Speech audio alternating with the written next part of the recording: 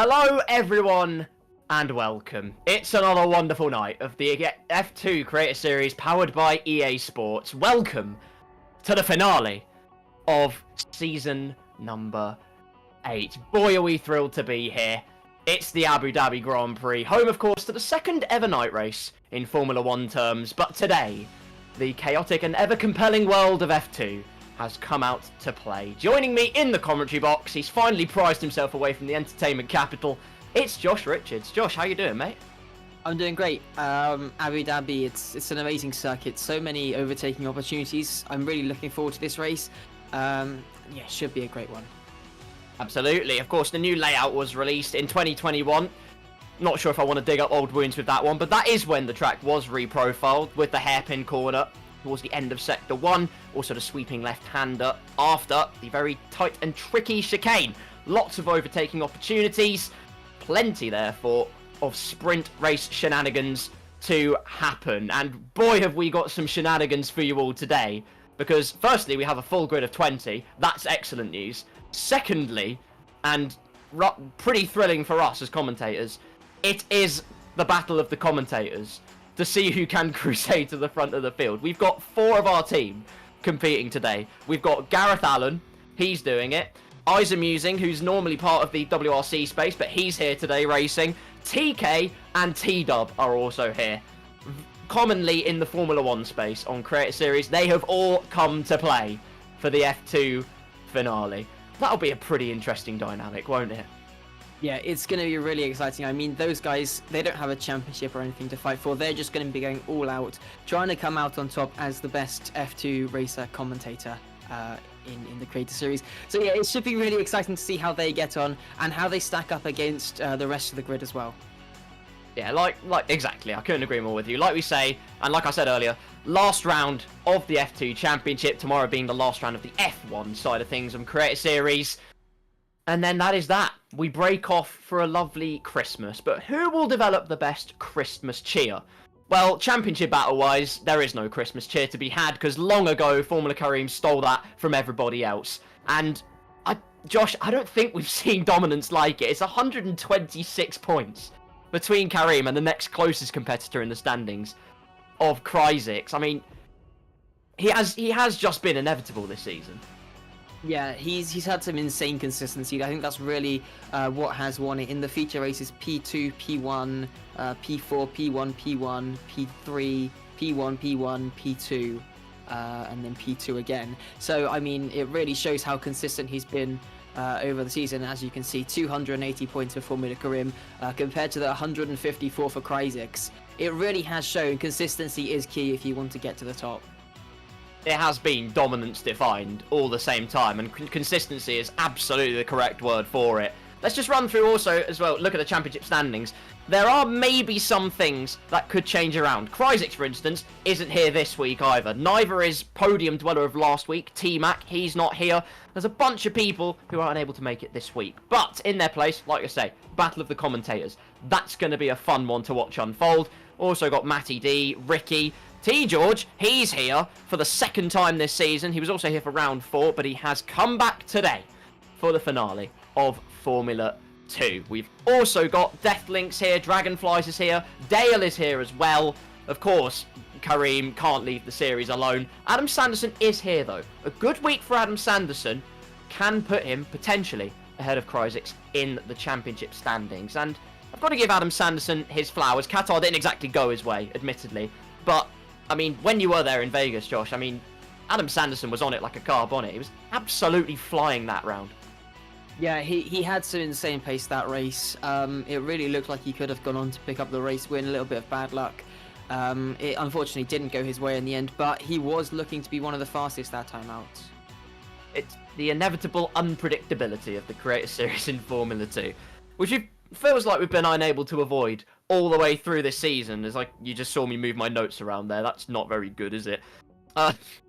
Anyways, tyre talk wise today, we'll try and rattle through as much as we can before we get underway with the sprint race, which I imagine will get underway very shortly. But tyre talk, we have softs and medium tyres. There have been quite a few races this season, as per the F2 course, where there have been that 2 tyre compounds worth of difference. So it is more about gauging the durability versus the outright pace. Today, though, that gap's slightly narrowed. So strategy-wise, still will come into play because, best you all believe, we will definitely have a safety car. There's almost a guarantee for it. Yeah, I think we're probably going to be seeing at least 2 or 3 safety cars. Just given how competitive everyone's going to be in this race, how hard they're all going to be fighting. I expect we are going to see people coming into a little bit of contact here and there. It's almost completely in the script. You can never write it out. We haven't ever done, I think, or at least when I've been on the F2 Creator Series, I don't think we've ever done a sprint race winner prediction. So, Josh, I give you the gauntlet. Who do you think will be our sprint race winner today? It's going to be a really tough one to call. I think we have quite a few drivers who haven't raced this season, so there's going to be a lot of unknown names up at the front of the field. I mean, purely looking at consistency over the season, you'd have to say that we're going to see one of our top drivers. Maybe it could be Adam Santon. He'll be starting decently up the grid. I mean, he won't be right at the back. He'll probably be somewhere in the middle. But he'll definitely have to fight it, I think, with Karim. Absolutely, couldn't agree more with you. Those two, definitely a shoo-in. However, it's kind of interesting, of course, being the last round, and there's not really much, well, there isn't anything for anyone to lose. So I think, for one, it's going to be complete carnage, but also, we're going to see people just take a different approach, potentially. Go for some more overzealous overtakes, take the opportunities where they see them. It'll be a dynamic that will develop as this race goes on, just trying to thread the needle. Yeah, definitely. Yeah, but as I said, there are also quite a few drivers up at the front who we haven't really seen race that many times. So, yeah, there definitely could be a fast driver at the front who we aren't really going to expect. Of course, of course. I mean, Karim did everything in his power he could to get Pondon a sprint win last time out in Qatar. It was a valiant effort, I will admit. But alas, it did not emerge. Today, though, could all be different. We've also got Gwatz Racing, we've got Duncan, Zach RC, Blackmere among the regular people. Reserves, unfortunately, are shafted all the way to the back of the grid, which is rather unfortunate for them because Karim, instead of starting at the back of the grid, starts already in P9. So get scared, everyone. But it is the formation lap for the sprint race, straight into the thick of it, no beating around the bush. We are looking at the man that has won the championship in convincing fashion. And we'll be looking to end the F2 season as a whole on a high in the Campos car. But plenty of names still in there. I'm gonna shoe in for a winner because I didn't actually predict one. I am going to say, I was going to say Luke Howick, but now his tyres are going to be Igloos. I'm going to say Gwatz. I'm going to say Gwatz is going to have a good chance here. But you never know. Like you say, it's going to be carnage. They just need to just take it easy with the opportunities. Because while it is the finale, you've just got to calculate it a little bit. Yeah, I mean, making sure you avoid getting yourself into too much trouble is going to be key as well. As everybody is going to be aggressive, it's naturally going to be more likely we're going to see a crash or two, and making sure that you're able to avoid those crashes is going to be key to getting yourself through the field. But yeah, I'd say Gwatz, Alan Sanderson, Formula Karim, they've all been looking very strong this season. I think they're probably the most likely drivers to be coming through to pick up this sprint win. Absolutely. And it's that short run down to turn number 1 as well. Getting a good start here is absolutely paramount. Just put yourself on the front foot straight away. Yeah. It is one of many overtaking opportunities. The cars are going to be very, very bunched up heading into that braking zone. If you are further down the field, as all the cars start to bunch up, it will be a pretty good opportunity for everyone to get to try and make up a couple positions. Yes, of course. Main 2 overtaking opportunities, of course, will be those DRS zones. Expect a dive or 2 into the chicane. But try not to get caught out because of the detection point just before. You can easily ship away a position just as quickly as you gain one. To the grid we go then. A bunch of tyres. Well, Eskimos are more fond of the tyre temperatures than actual F2 drivers. But we'll see if anyone has any creative interpretations of tyre warming strategies. Because we have seen many before, that they all swarm round the final corner. There's your grid lineup in front of you. It's Duncan in the VAR on pole position. Zach RC very aggressively pointed towards the outside line, potentially to try and cut across, get into that lead position as quickly as possible. They are lined up in formation. And when those 5 red lights come on, get ready because a sensational sprint is on the horizon. Lights out and away we go, and a little bit of hesitation, but look at the start from Adam Sanderson. Flies like a rocket. He's going to make his way almost into P1, up to P2 instantaneously. A spin though into the barrier and descending immediately. Ultra Killer in the MP car, and a Prema's in the wall as well. Zach RC from P2 plummets down the pecking order. He's already out of the Abu Dhabi sprint race. Disaster at the start for the red machine. Adam Sanderson cuts down the inside of Duncan, who went for the wide line. Alas, couldn't get the exit he was hoping for. It's going to be a huge slipstream train down towards the chicane, Josh. Yeah, it's an absolutely sensational start from Adam, but I think he's dropping back now. I think he might have had a bit of host advantage. We see one of the Red Bull livery cars heading into the chicane there. Who is going to come out on top? That's getting forced off the track there. I'm not sure which car that one is, but they have both made it through relatively fine. Pondon fighting away here as they head down towards turn 9. Adam Sanderson once again getting in on this, going to try and make it 3 wide, heading in towards the braking zone. Is he going to be able to make the double overtake? Yes, he can. On the inside, Luke Howick still trying to hang it around the outside, fighting away with Pondon still, but looks like they have all sorted themselves out as they now make their way down towards the braking zone of turn 12. Sumptuous start, and what an overtake from Adam Sanderson. Wide goes Duncan, and Gwatz doesn't need a second invitation. He immediately ascends to the lead of this sprint race. My prediction prince is coming to the forefront to wear the crown in this final sprint race of the season. Still a long way to go. It's going to be the end of lap number 1. Gwatz your leader. The 2 VARs line up second and third. Adam Sanderson piling the pressure on Blackmere. Then it's Luke Howick, Pondon and Formula Kareem. Ascends up to P7. Perhaps not the most meteoric of starts, but he is getting there, as immediately one of our commentators has fallen foul to the chaos of Formula 2. T-Dub is in the pit lane. On the other side of that coin, though, eyes amusing. John, well done you, sir. Already up to P8 in this one, holding his position. Has 2 very hungry high-techs behind, though. Yeah, it's going to be tricky if he wants to keep himself within those points-paying positions. He has got a lot of cars lined up behind him who are going to be looking to make some overtakes, and first of those is going to be Mr. Dale, who's already looking like he might be going for a move. But further up, we've got Adam Sanderson having a look down the inside on Blackmere into turn 6, trying to get that move done for that podium position. Don't think he's quite managed to hang on to that one. Goes off the track a bit wide there on the exit. Rejoins behind the VAR car. Not going to get the move done this time around, it doesn't look like. But slipstreaming down towards turn 9. Going to have another look to the inside. Is he going to get it done this time? Looks like he will. But just about within the track limits. Looked like he was almost off on the inside. I think he has managed to just about get that position, though, as Luke Howick now also trying to get on this.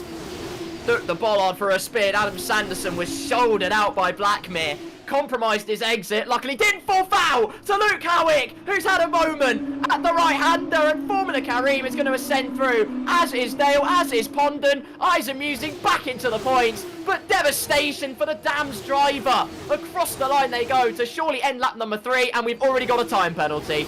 Duncan has a 3-second time penalty, and Gwatz is absolutely flying out there. Adam Sanderson feints to the inside. Try and throw the VAR off kilter, but alas, you aren't going to throw Duncan off piste that easily. Through the fast and flowing chicane they go. A dosage of DRS will be at the Premier Man's disposal as they enter in towards the left-hander. Still got to be a little bit careful. He does have the other VAR car of Blackmere behind, and there can be the dark arts of teamwork as the duels in the desert get ever more fiery and feisty. DRS flap wide open, maximum flappage as they put the foot to the floor all the way down the straight, and Adam Sanderson easily clears Duncan, and down the inside goes Blackmere. Confidence on the brakes and easily ascends into P3. Kareem behind, watching this battle with interest, and he's next to potentially gobble up the VAR car. Yeah, down towards turn 9. He's got that DRS open, but so does the VAR car in towards the braking zone. Once again, we're seeing overtakes happening down into the sweeping turn 9. We've got a car off on the exit of turn 7 there as well. Not sure who that is. But they have managed to get going. Hopefully no damage on their car for their part, as we got Pondon here fighting away once again with Dragonflies, one of the high-techs, down into turn 12, heading into the hotel section, trying to keep himself alongside. Going to have to go around the outside now, but he's just dropped a bit too far back and is going to have to concede that position. I was about to say eyes amusing, holding on for dear life, but he has just got a 3-second time penalty. which sort of exacerbates the issue slightly. He's trying to get through on Duncan. Oh, no! Duncan's had a brake failure. At least I assume that's what it is. Absolutely awful scenario. He's got no nose. In a figurative Formula 2 sense, obviously. Gonna have no downforce into the left-hander. Actually, maybe perhaps will improve the balance of his car. Who knows? The barrier won't do that, though. Duncan's out. Oh, and caught in the collateral is Ricky. Oh, no, someone else. We said every carnage. It's been an absolute chain reaction. Duncan out of this race. Ricky's been caught in the crossfire. Another car picked up in it as well. I think it was the Invicta car. Can't tell you which one it was. Now Ricky's not got a front wing either. It's complete and utter chaos, and it's exactly what we're here for. Adam Sanderson, by the way, in other news, is up to P2, has got a penalty next to his name, but has crucially cleared Blackmere, and now can give chase towards Gwatz, but he's already got a 3-second gap out in front. That's an almighty buffer to try and surpass. Yeah, that second lap where he was able to get past, that was really crucial for him. While everyone was fighting behind, he just pulled out a 3-second gap pretty much, I think, in just the second lap alone. Luke Harrick, another driver falling foul to the track limits, 3-second time penalty for him. Blackmere is all over the back of Adam Sanderson, and he could be looking still to try and get himself into that P2 position. Although, as Blackmere had a problem, he's just dropped quite a way back and picked up a time penalty, so that's not going to be helping him. And now Formula Crim looking very nice here for the P2 position. Not many drivers in the points positions currently without a time penalty, just Gwatz, Formula Crim and Dragonflies. So yeah, should be very, very interesting in that final stage of the race. Also, something I've noticed, you'd be lucky to find anyone in the points paying positions who currently has a full front wing. I saw Gwatz doesn't have an M plate, Formula Kareem doesn't have an M plate either. Look at that on the front left, doesn't have an M plate on his front wing. So maybe there's some kind of balancing thing I don't know about the F2 cars. But either way, we've got a plethora of cars in the pit lane. We've got Ricky in the pit lane, quite obviously. Tonky Kong, quite obviously. And also Razin Chai, who I didn't even realise was racing. I apologise, Razin. Welcome along. It's not exactly a fruitful scenario in the F2 Creator Series, but there you go. We must also mention the wildcard. There is one at the Abu Dhabi Grand Prix, slightly visually impairing. No, they aren't made to be doing this blindfolded. They are just in cockpit cam, which does just make them a bit more claustrophobic, and does just limit their surroundings a little bit. Down the inside, though, goes Blackmere. Doesn't leave them short of confidence, but through goes Kareem. As Blackmere just got too hot on the brakes. Perhaps he can hold it side by side. No, not quite, but almost did the double move. Looks to try and go down the inside again, showing the nose, just to try and pile on the pressure that little bit more, but not to be. Blackmere up to P2, Formula Kareem up to P3, as the penalties keep on racking up. I think at least for the time being, Formula Crim knows he'll be able to get the P2 anyway. I think the fight here is really going to be between Blackmere and Adam Sanderson. So Blackmere, he'll be really happy knowing that after going wide, he was able to hold on to the P2, and Adam Sanderson is now stuck behind the Campos car there as well, and a car between them to help him defend.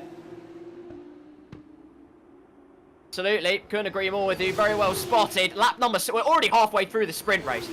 Absolutely immense stuff. And Adam Sanderson's not finished yet. He has a score to settle. Doesn't go for the move down the inside. Plenty of time to deploy the DRS and sucker up into the slipstream to get that potential move done. But Kareem won't be looking backwards. He's only got his sights fearlessly forward, and with DRS he's going to comfortably clear the VAR car of Blackmere, as is Adam Sanderson. And the good news for the Prema driver in his battle with the VAR man is now he has that dose of DRS as well. Can just use the slipstream of the Campos car ahead of him just to hoist away that tiny little bit. Adam Sanderson, by the way, one of the few drivers, I think, in the points with a full front wing. As something's happened to Isaac Musing, he's dropped down to P10, although I think it's just huge battling for the echelons of the points. T-George currently has P8 in his possession, but an almighty scrap going on between Pondon and Isaac Musing, down to the left-hander. Pondon has it for the time being, but this one could be a tasty one. Yeah, these guys going to be battling all the way to the end of the race. Even just 1 point here in the sprint, that could be crucial in getting you an extra position in the championship.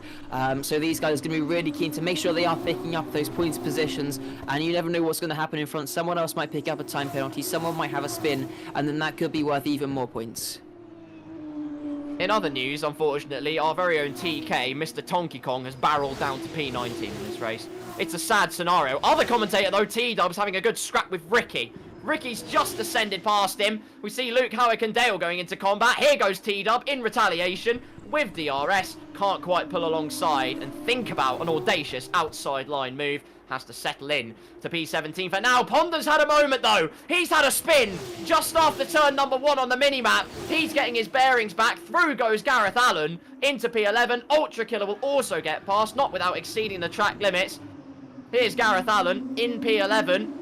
6.5 seconds away, but if these guys up ahead fight ferociously enough, there is still a chance for some points here. Given the chaos we've seen, you can't write it out. Not just yet.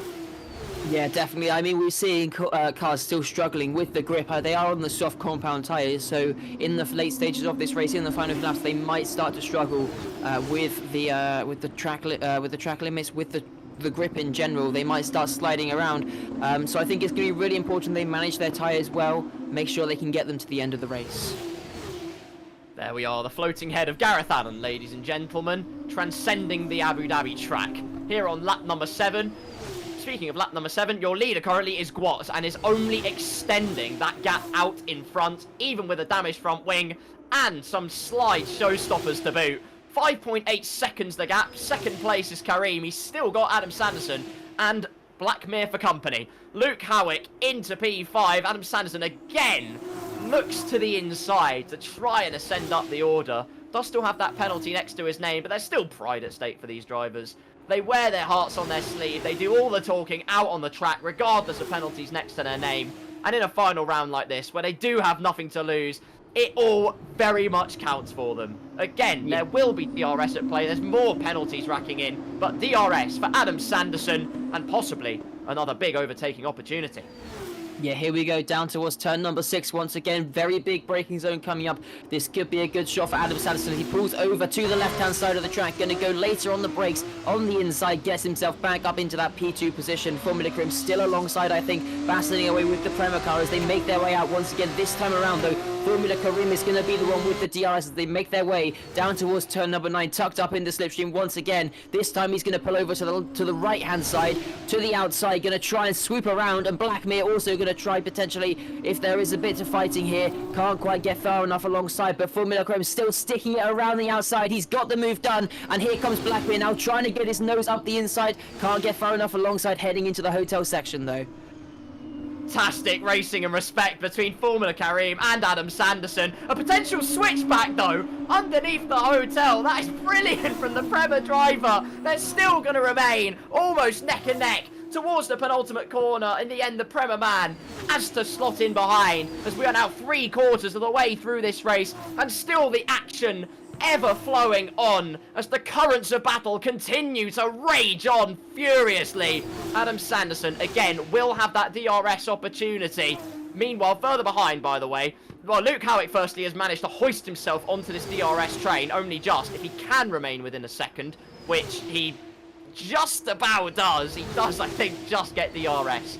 So fair play to Luke Howick. Also fair play to Mr. Dale, one of the unsung heroes of this race, and big slide for Blackmere. A very, very splendid save at the end of the day, but it's no consolation in terms of his track position. Luke Howick easily ascends through, as Adam Sanderson will do very much the same. It's a much easier state of affairs on this lap compared to the last one. Kareem again will have that DRS as they head down towards the sweeping left.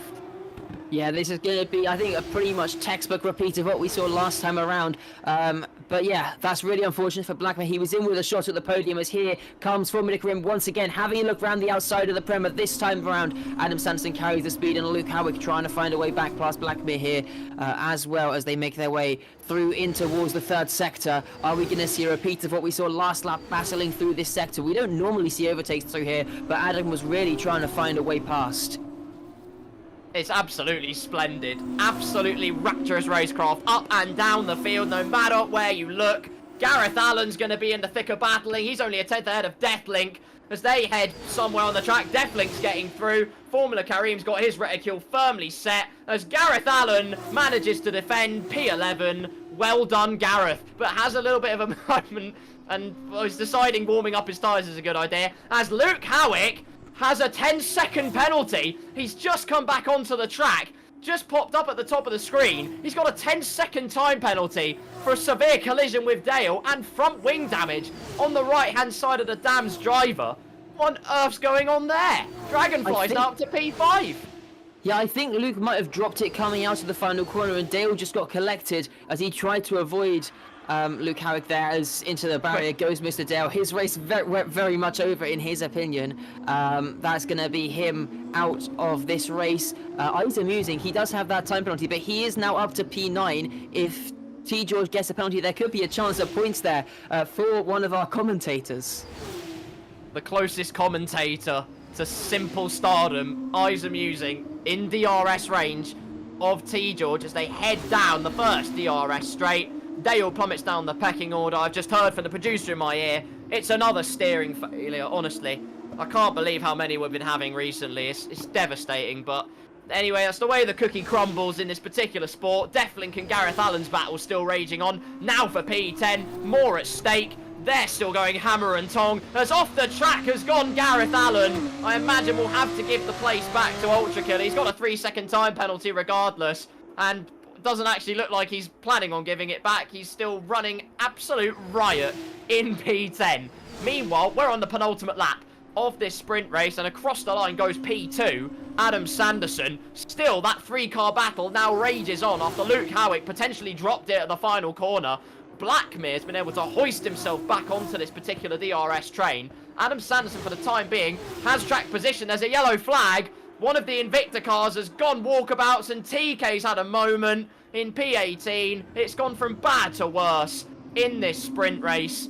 However, he does now have the slipstream off of Gwatz, so you never know. Could be a fairy tale in store yet. Behind, though, it's the crucial script of who can actually sweep up second place. Kareem with a DRS, looks one way, looks the other way, finally decides the inside line is the optimal way to go. And with tyre smoke, they remain, excuse me, side by side. Kareem holds it round the outside, but Adam Sanderson will have that DRS. Yeah, down towards turn 9 once again. We've seen this time and time again with these guys battling for the P2 position. Adam Sanderson this time, he will be the one on the outside. Can he carry the speed through, get the car turned in? Doesn't look like it. Concedes the position for the time being, and this could give Blackmere a chance now to get onto that podium. He just needs to get past Adam Sanderson. They both have 3-second time penalties. If he can make that move on the final lap, that will be the podium. A bit of contact there as Adam Sanderson into the back of Formula Karim as they head underneath the hotel, getting ready to start the final lap. What's coming around the final corner? He's almost 10 seconds ahead now. That's another penalty for Blackmere. He went wide down at the Latifi corner, and that's going to cost him probably a chance at the podium unless we see another time penalty coming for Sanderson or some sort of mistake on this final lap.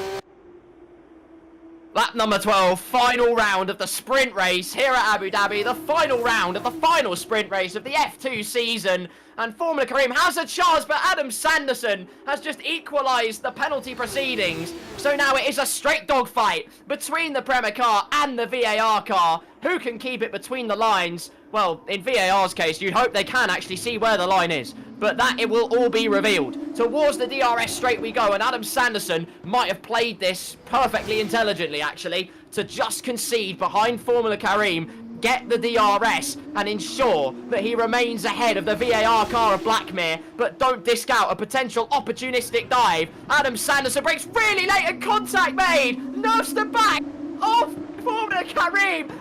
Through goes Blackmere in a double overtake. Fantastic stuff and now he can try and waltz off, but still, DRS remains for Adam Sanderson. He will show him the outside line, but before they even make the corner, the Premier man peerlessly moves past, and the battling, as long as it may rage on, Adam Sanderson looks to have it covered. He's still showing the nose. Down the inside, Blackmere will not give this up in a hurry. Down the inside, towards the hotel section, Adam Sanderson has it in his clutches, but rounding the final corner, the sprint superstar, Gwot wins the final sprint race of the F2 season. What a performance, an absolutely tremendous trident drive from Gwot. Rounding the final corner to take P2 on the road is Adam Sanderson. Blackmere to take P3, and Kareem with a burnout and a piece of flair and finesse will take P2 once penalties are applied. Adam Sanderson with the final podium place. Blackmere did everything he could, every trick in the book, but it just wasn't to be. What a spectacle here in the sprint race. Yeah, and I'm just looking at those time penalties. It's amusing, he's got points. He finishes P8. We have a commentator in the points. It's amusing. Oh, that is amazing. It's a feel-good. It's such a feel-good story in the commentary box. Gareth Allen employing the Fernando Alonso vintage steering technique goes off the track again to pick up yet another penalty, but still a valiant effort with plenty of bonkers battling as they all come across the line. Eventually, they will complete what has been an absolute sweatfest from start to finish. Wow, there you go. F2 never disappoints, does it, Josh? Yeah, and we've still got racing here. Razin and Pondon out of the final corner, playing some games. Pondon into the barrier. Razin is going to get that P16 position ahead of the Campos car. Fishtailing into the barrier goes Pondon. But ultimately, the man purely on the upwards trajectory since the word go. Gwot with an absolutely supreme sprint drive. Driver of the day goes to Matty D, according to the game. I hardly even saw Matty D during the race. I do apologise, but that was just an unprecedented drive from Gwot. It was undeniably sensational. Yeah, I mean, it was an amazing drive. He made that move right at the start, got himself up to the top of the field, and then as the guys behind started fighting, he really put his pace out there. He showed us that he has the speed, and he started to pull away. He managed to pull 15 seconds once all the penalties have been applied. And yeah, what a sensational drive for him. Picks up maximum points as well. There you go. The classification then for the final sprint race of the F2 season. Gwot takes P1. Formula Kareem, you can't ever. He's gorilla glued to the podium. No, you can't prize him away from it. Adam Sanderson takes P3. Blackmere 4th. Dragonflies ends up in 5th. Matty D in 6th. Kudos to him. Hardly saw him in the race, but a fantastic drive. T. George picks up points for MP Motorsport, and our very own Eyes Amusing. Congratulations to you, sir. Dams line up 9th and 10th, and the rest of the order, you can see us scrolling through for our 21-strong grid here in Abu Dhabi. What a start to the weekend. What an absolutely sensational start. And we've still got more to come. The party never ends. We've still got qualifying and a feature race to enjoy. Yeah, it's going to be really exciting. I mean, that was only 12 laps of racing. I'm not sure how long the 100% feature race will be, but it's going to be quite a lot more than that. Yeah, should be really exciting. We're going to be seeing so much more action. If that's what we get in just 12 laps, I think it's going to be close to 30 laps. Something like that. So yeah, I'm really looking forward to this one. Oh, I couldn't agree more with you, honestly. I think it's 33 laps. Don't quote me on that. But I think it's 33 laps, the feature race we have to enjoy. And do you know who else had the number 33 in Abu Dhabi and took his first champion? Oh yeah, Max Verstappen. That was a thing. I'm probably opening up old wounds. I'm sorry, everyone, but it is a fact nonetheless. So there you are. Well, I put in my notes, is anyone for another fairy tale ending? But it turns out we did have a fairy tale in the commentary department. Eyes Amusing. Another one of our commentators was certainly in the thick of it, but nonetheless gave us some great entertainment. I think it's about time we have a nice little word with our very own Gareth Allen. Gareth, welcome in. That seemed like an absolute chaos. That seemed like a chaotic sprint race from start to finish. How was it for you out there? Yeah, it was very, very chaotic. Mainly because I kind of forgot to turn my assists off, because last time I was playing this game, I may have been on a keyboard. So that was very distracting at the start when I was double up shifting, going into turn for whatever it is, the hairpin at the top where Verstappen sent it all those years ago. No, it was a very fun race, but yeah, I'm hoping for more from the feature race, certainly. No, it was absolutely brilliant, genuinely. While you're here, actually, while we can talk about this, a lot of you are probably wondering, firstly, this is the final F2 race of the entire season. Rather sadly, and I'm sorry we have to announce it like this, it is also the final F2 race for the time being. It's taking a hiatus, so which is rather unfortunate. It's been nothing but absolute fun the whole way through I've been doing it, and I'm sure Josh can echo my sentiments on that as well. Gareth, what has the F2 series been like for you? Yeah, I mean, we started it at the very start of this year with the aim of getting more creators involved with the series, getting more broadcasters such as yourself involved with the series as well, and having kind of a route for more people in the community to shine. And I think the F2 series has very much achieved those goals throughout the year. The reason we're cancelling it, not numbers, not anything like that, we just can't quite get enough people to fill the grid reliably each week. So it's on hiatus for next season. We may see a return, of course, for the season afterwards, which will of course be on the new game cycle, F1 25, coming out at some point in the summer. Yeah, it's been a fantastic part of our series, and you know, we had a lot of doubters at the start whether it would work even for one season. So to be able to do it for 3 or 4 seasons we've had of it throughout the year has been massively successful. And what this does allow us to do is actually give us some time to have some capacity to maybe explore other things we can do on the game. So don't expect there just to be an F1 championship throughout the early part of next year, because I'm sure we'll see something else very soon too. No, it's been absolute fun from start to finish, and luckily for you all, we've still got more of it to come. We've still got qualifying and a feature race to go, so don't start crying yet. Josh, have you got anything for Gareth? Yeah, I mean, unfortunately you weren't able to crack the points, but we did see one of our fellow commentators, John, he managed to get into the points. I mean, it's a big thing for us, really. Are you planning to try and challenge him heading into the feature race? Do you think you can maybe beat him on track this time around? I reckon I could beat him on track. I reckon I could just beat him with my car, smash into him a little bit. I certainly did that to TK enough, and also Deathlink. So, you know, that's why I finished in front of TK. I may have not finished in front of Deathlink because I did a ridiculous send on that guy Vince and decided to maybe straight line one of the corners, which isn't meant to be straight lined. Yeah, I think I could score points, right? Points down to 15. Typically, I've got points out of every single feature race I've done in the F2 series, because I've kind of outlasted people. I'm very good at not DNFing. This time I'll probably DNF. But, you know, I can keep the car on track. I know the limits of my pace, which are just way down below my desk. You can't see that, that's off camera. So, yeah, I'll keep it within limits, and hopefully I'm just going to take a little bit wing off and have a bit more straight line speed, because I was getting swallowed whole on the straights. No, absolutely. I think my other thinking of this is, because I mean, I don't know if it's the same for your perspective, but because it's that final round and because it is the finale of F2, as it were, has it sort of changed the approach of how you're going to, like, race other people, how you're going to execute the overtakes? Has that kind of played with your mind as we've been in Abu Dhabi today? Well, you know, because I can't take a race ban for the next F2 race, can I? Exactly. With the creator series, we don't have a traditional steroiding system. If someone reports something, then we'll look into it. But I know I can race certain people, and they won't report it. Do you know what I mean? A little bit of wheel contact, a little bit of a T-bone. They won't mind at all, right?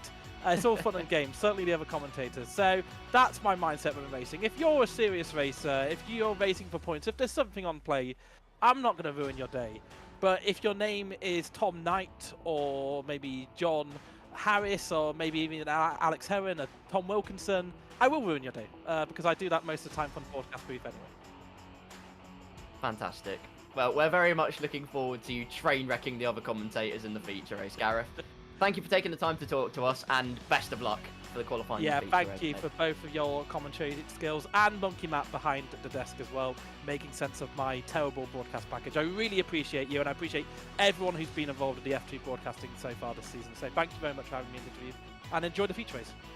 Thank you very much. We shall indeed. Take care. Thank you. Getting emotional now. It's all just got a bit sad. Let's not be sad. Let's talk about something cool. Sprint race-wise, I mean, where do you even start? There's battles left, right, and centre. There was carnage all the way through.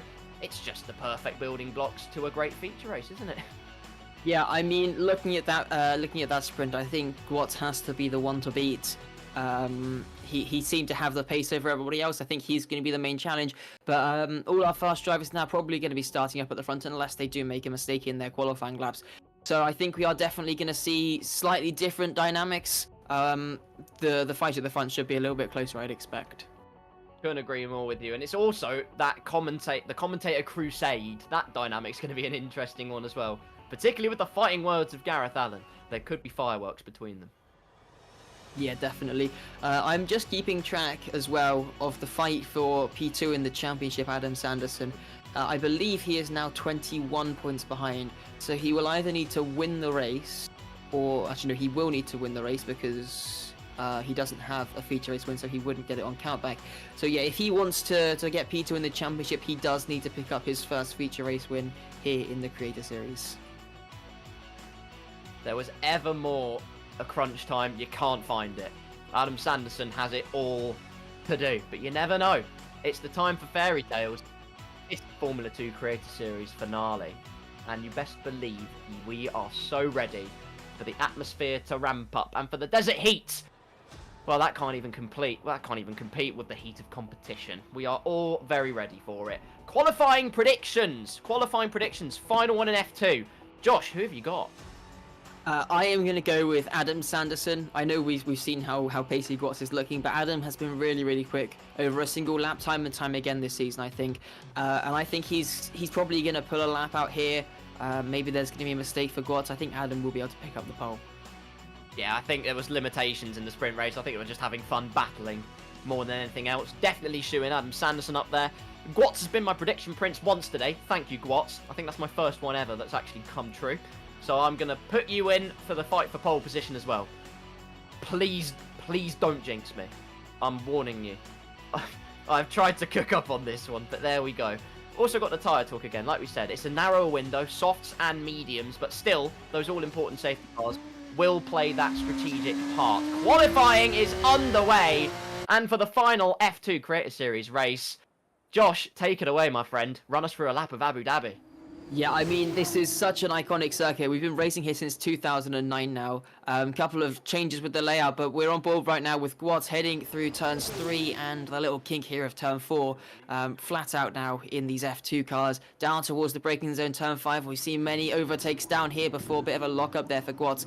Hasn't cost him much time, though. He is currently running up in P1. I think already a couple drivers might have been caught out with the track limits. Formula Karim, I think, might have intentionally disqualified himself doing the last to first, but we do have our 2 predictions, 1 and 2 currently right now. Gwatz in P1, Adam Sanderson in P2 as they now hit the brakes at the 100-meter board, down in towards turn number 6. Get the car rotated for the first part and get onto the throttle now as early as possible. Gwatz going quite wide there, just about within the track limits, but he has lost a couple positions. Adam Sanderson now up at the top. Razin Chai not too far behind, could still be in with a shot at the pole position as they make their way towards the final sector now through turn number 9. The long sweeping corner, Gwatz getting himself back up, carrying a bit more speed, although on the exit again dropping down. The Trident car struggling just a little bit in this qualifying session. Adam Sanderson still leads as they head in towards the hotel section. Razin Chai and P2, who's now jumping up ahead. I think there's been an invalidation for Adam Sanderson. He's going to be starting at the back of the field.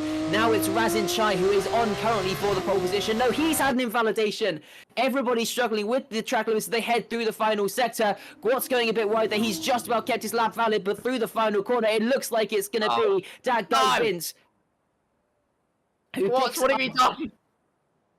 Oh, Why have you retired? I was so close. Why would you do this to me? Oh, Gwatz, no. Well, Gareth Allen's been disqualified. He's gone the wrong way. That concludes what otherwise was, at first, a very optimistic qualifying session, and now has plummeted into pessimism. Your pole sitter is that guy Vince for the final F2 race of the Creator Series. It's going, but it's not goodbye forever. So don't worry. Still have 33 laps of the Yas Marina circuit to divide and conquer. Dams are 1 and 3 for the final F2 Creator Series race. Ricky is in a damn sandwich. That could be quite fruity. But he's P2, Blackmere P4, Mr. Dale P5, Matty D lines up 6th, T-Dub's in P7. Great job, T-Dub. Commentators are massive. Ultra Killer 8th, TK in 9th, and Duncan in 10th. An absolute plethora of disqualifications. And Gwatz and Adam Sanderson are 2 predictions. 15th and 17th, respectively. Yeah, I mean, I guess it is the final round. We could have maybe expected that we're going to see a lot of drivers trying to do a bit of a last to first here. Formula Krim is going to be the official last place on the grid, though, so he is going to be gunning to try and do that once more. He's done it many times this season already. Is he going to be able to get that fight through the field, make the overtakes happen from 21st on the grid? I'm gutted. I'm absolutely gutted.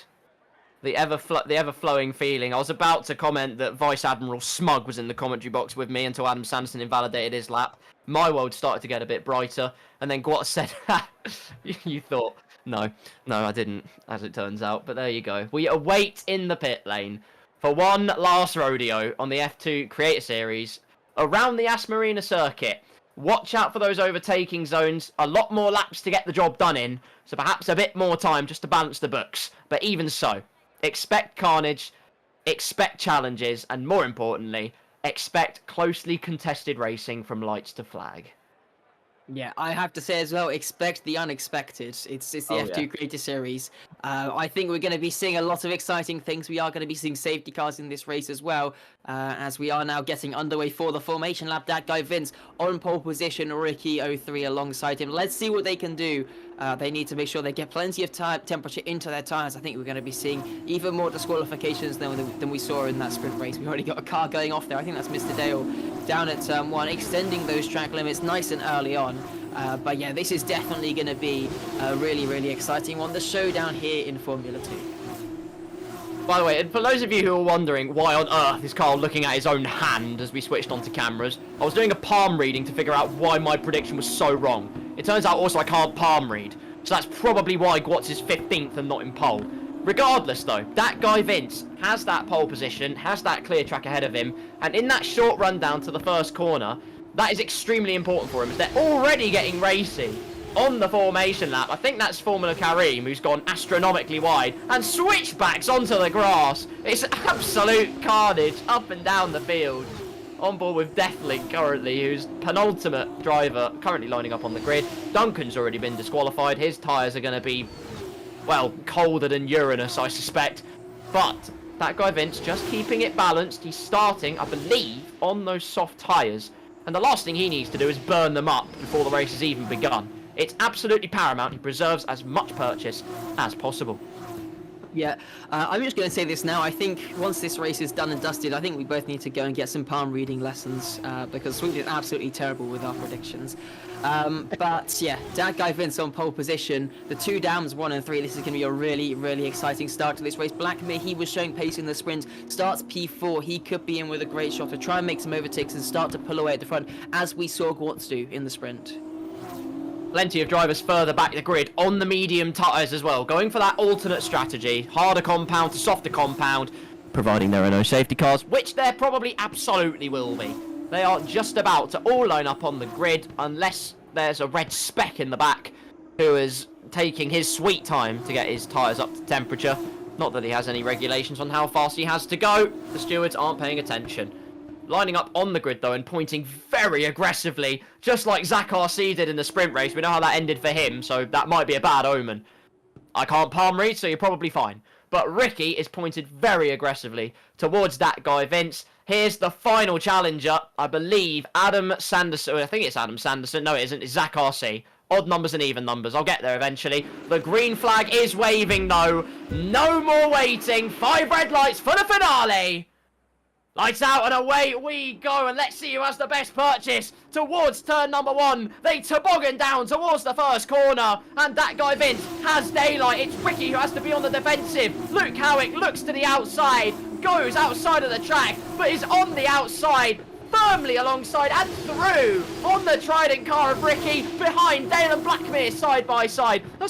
Of cars going into combat. Ricky shows the nose to the inside, but it's Blackmere who's diving down the inside of Dale. There's a spinner. TK's gone round. It's an absolute disaster at the start, and Gareth Allen, in avoiding action, has a half spin of his own. The Invicta cars have immediately incinerated any hopes right at the start.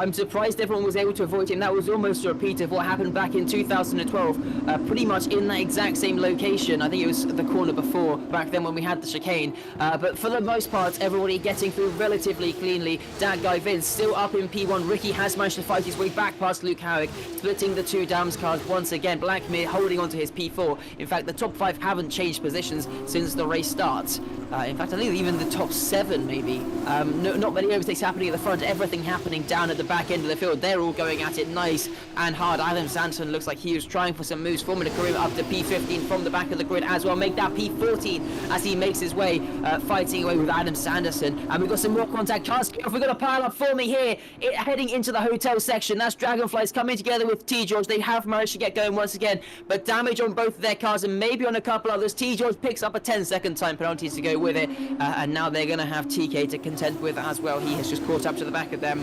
But Adam Sanson up to P14. Formula Karim in just the first lap from 21st on the grid up to P13. He's making the moves as Razin Chai gets past Pondon down in towards turn number 1.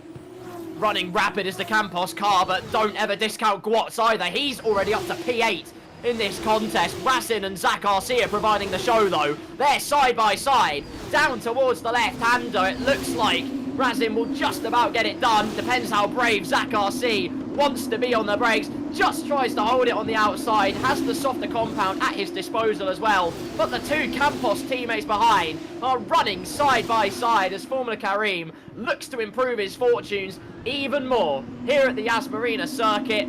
Through goes the Campos driver, shows the nose towards the two cars ahead. Don't fight too much, boys, or I'll slide my way on through. Zach RC concedes the battle to Rasin Chai for the time being. All of those cars being bottlenecked behind the MP car of Ultra Killer, though. And this will develop into an almighty hungry Caterpillar as Zach RC again under pressure. This time it's not an AIX he has to worry about. It's the champion on the crusade. Formula Karim looking to the outside on the harder compound. Initially looked like he lost momentum midway through, but easily manages to harness the momentum to monumental gains. Through into P11 and on the echelons of the points already. Or should I say, the echelons of the top 10 being Creator Series. Yeah, points down to 15. So we do have a couple of commentators, 1 or 2, within the points positions right now. Blackmere picks up a 3-second time penalty already, just as we only start lap 3. That is very, very early. But Ricky is currently holding on to the race lead, and he has just about, I think, broken that 1-second margin for the DRS. More time penalties popping up there as well. Mr. Dale, Duncan, and T-George, the other 3 drivers, with a 3-second time penalty as at the time being, I think. But yeah, 1.1 seconds. Ricky has broken the DRS crucially up at the front of the field. Can the two Dams cars work together to try and pull themselves back within that DRS, get themselves that bit of extra pace down the straights? Yeah, great start from Ricky. Meanwhile, Matty and Mr. Dale are going into combat. Matty D went for the almighty send down the inside, and it looks like he's also got the helping hand of DRS just to ascertain his position, and it means T-Dub could have a look down the inside of Mr. Dale. There he is, just on the left-hand side, has the outside line, and Dale's gone round. It's a swapper for the high-tech driver, and it's Havoc. There's contact as well on the way out. I think Rasin Chai got caught up in that. There's the ailing AIX car, and Isa Musing now up into the points and could be looking for even more. Yeah, picked up 1 point in that sprint. He's currently on for another point here in the feature, but more chaos. Only 3 laps into this race, and we're seeing more drivers falling over each other effectively. Blackmere up into P4, Matty D now into P5, and as you said, T-Dub going for that overtake. He's got himself that P6 spot. Great stuff up and down the field. Formula Karim's now up to P8. How does he do it? How does he actually do it? Even in cockpit cam, this man goes along like a cruise missile as Ricky is piling on all kinds of rocket ships as he's now in the 1 minute 37.6 realm on his softer compounder tyres. Will be interesting to see when that crossover will occur between the mediums and the soft compound tyre. Won't be as aggressive of a crossover as we had last time in Qatar, of course. Softs and hards being the tyres of choice last time out. Of course, only 1 compound this time around. Still, a crossover is inevitable. Ultra Killer, though, hanging on for dear life. Zach RC and Pondon are getting to work to try and improve their positions a bit more. Ultra Killer's got to be extremely careful as he goes for some interesting tyre warming strategies. Pondon looking down the inside of Zach RC, and it will be a DRS drag race towards the chicane, although Pondon is immediately lost. Shortest drag race in history. Crown it, Guinness. Meanwhile, up ahead, that guy Vince is down to P4. Blackmer's made his way through. And these three, albeit maybe trying to work together in some regard, the gap now 2 seconds to the race leader. Yeah, their fighting is definitely not helping them at all. That guy Vince gaining on the back of the VAR car, but can't get quite close. We've got another pile-up down on the exit of turn 7, I think. Lots of cars stopped there. We've got some yellow flags. That's a car, as in Chai, facing backwards on the racing line as well. All the cars trying to avoid him. We've got a safety car deployed here on lap 4. I'm not sure, is this too early for their mandatory pit stops? I can't remember if it's lap 3 or lap 6. I think they might be okay, but we'll have to see what plays they have in store. Could go to try and just go for a little bit more purchase on the tyres and go for an audacious 2-stop. You never know. Once again, it's Duncan out of this race early doors. It has been a week to forget. It's an opportunity for the soft tyre runners to preserve their tyre life a little bit more. Tom, take a bow, my friend. You're in P5. Was ahead of Matty D. Now is going to be firmly ahead of him. Has asserted his dominance in the top 5 as into the pits comes Matty D. I can only assume for medium compound tyres to get the harder compounder tyre out of the way. Our very own T-Dub, a Formula 1 faithful in the Creator Series commentary box, has firmly slotted himself into P5. Yeah, he is looking very, very pacey. Wasn't a great sprint race for him, maybe a bit of it coming together with TK and Gareth Allen. Looked like they were having a little bit of fun. But now we've headed into the feature race. He's managed to get himself clear. Qualified P7 up to P5. What a race it's been from him so far. Obviously still like 27 laps to go or something like that. He's definitely going to have a lot of work to do if he wants to hold on to that position. He's still got Gwatz, Formula Karim, Adam Sanderson all to come through behind. Plenty of hungry hammerhead sharks. No, you're absolutely right. Plenty of hungry hammerhead sharks. I apologise for interrupting. No, absolutely right, though. There are plenty. They smell blood in the water. Gwatz and Formula Karim, in particular, are lined up, raring and ready to pounce at any given moment. But under this safety car, still a bit of time for the soft tyre runners just to elongate the tyre life a little bit more, just to preserve their pace, and then have a bit more purchase as this race goes on. It, of course, extends their pit delta should they choose to use it. But we've seen how we've seen equal parts, really, in terms of strategy. We've seen how powerful the undercut is in the initial phase, but then having the newer tyres is just a cakewalk. So it's difficult to balance the books and figure out which way you should actually go. Yeah, I mean, one driver who's going to be really upset with this safety car is going to be Ricky. He was getting close to, I think, 3 seconds clear of Luke Howick up at the front of the field, probably almost 10 seconds clear of the likes of Gwatz and Formula Krim with all the field spread that we had.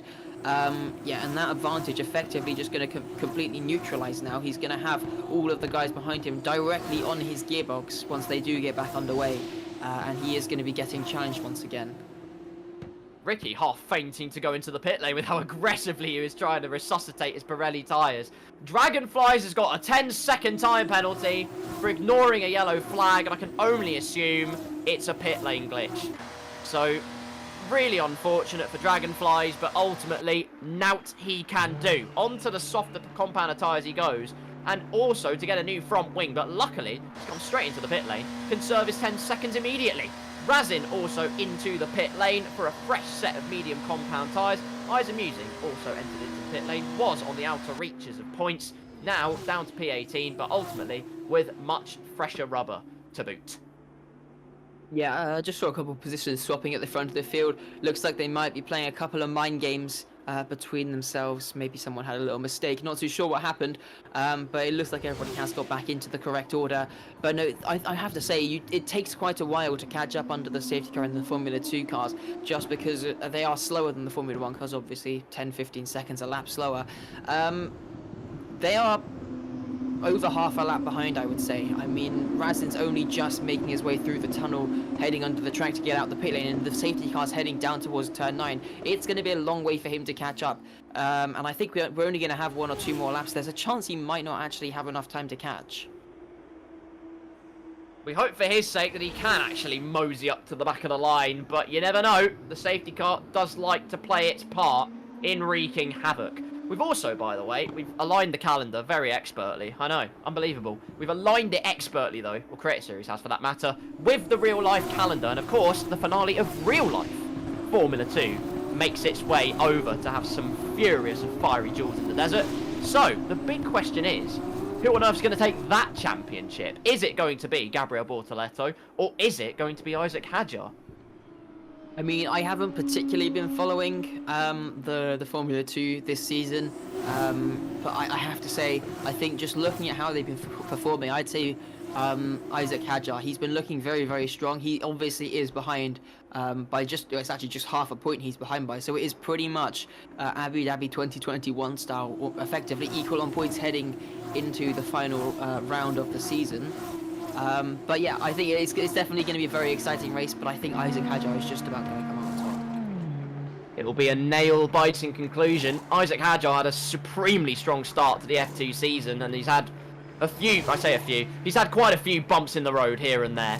However, Gabriel Bortoleto has just been growing and growing in momentum as the season has gone on. Qatar sort of evened out the playing field a little bit. Gabriel Bortoleto obviously had a much better sprint race, and then Isaac Hadjar, with the penalty that Bortoleto received, managed to usurp him in the feature race. So, only half a point in it.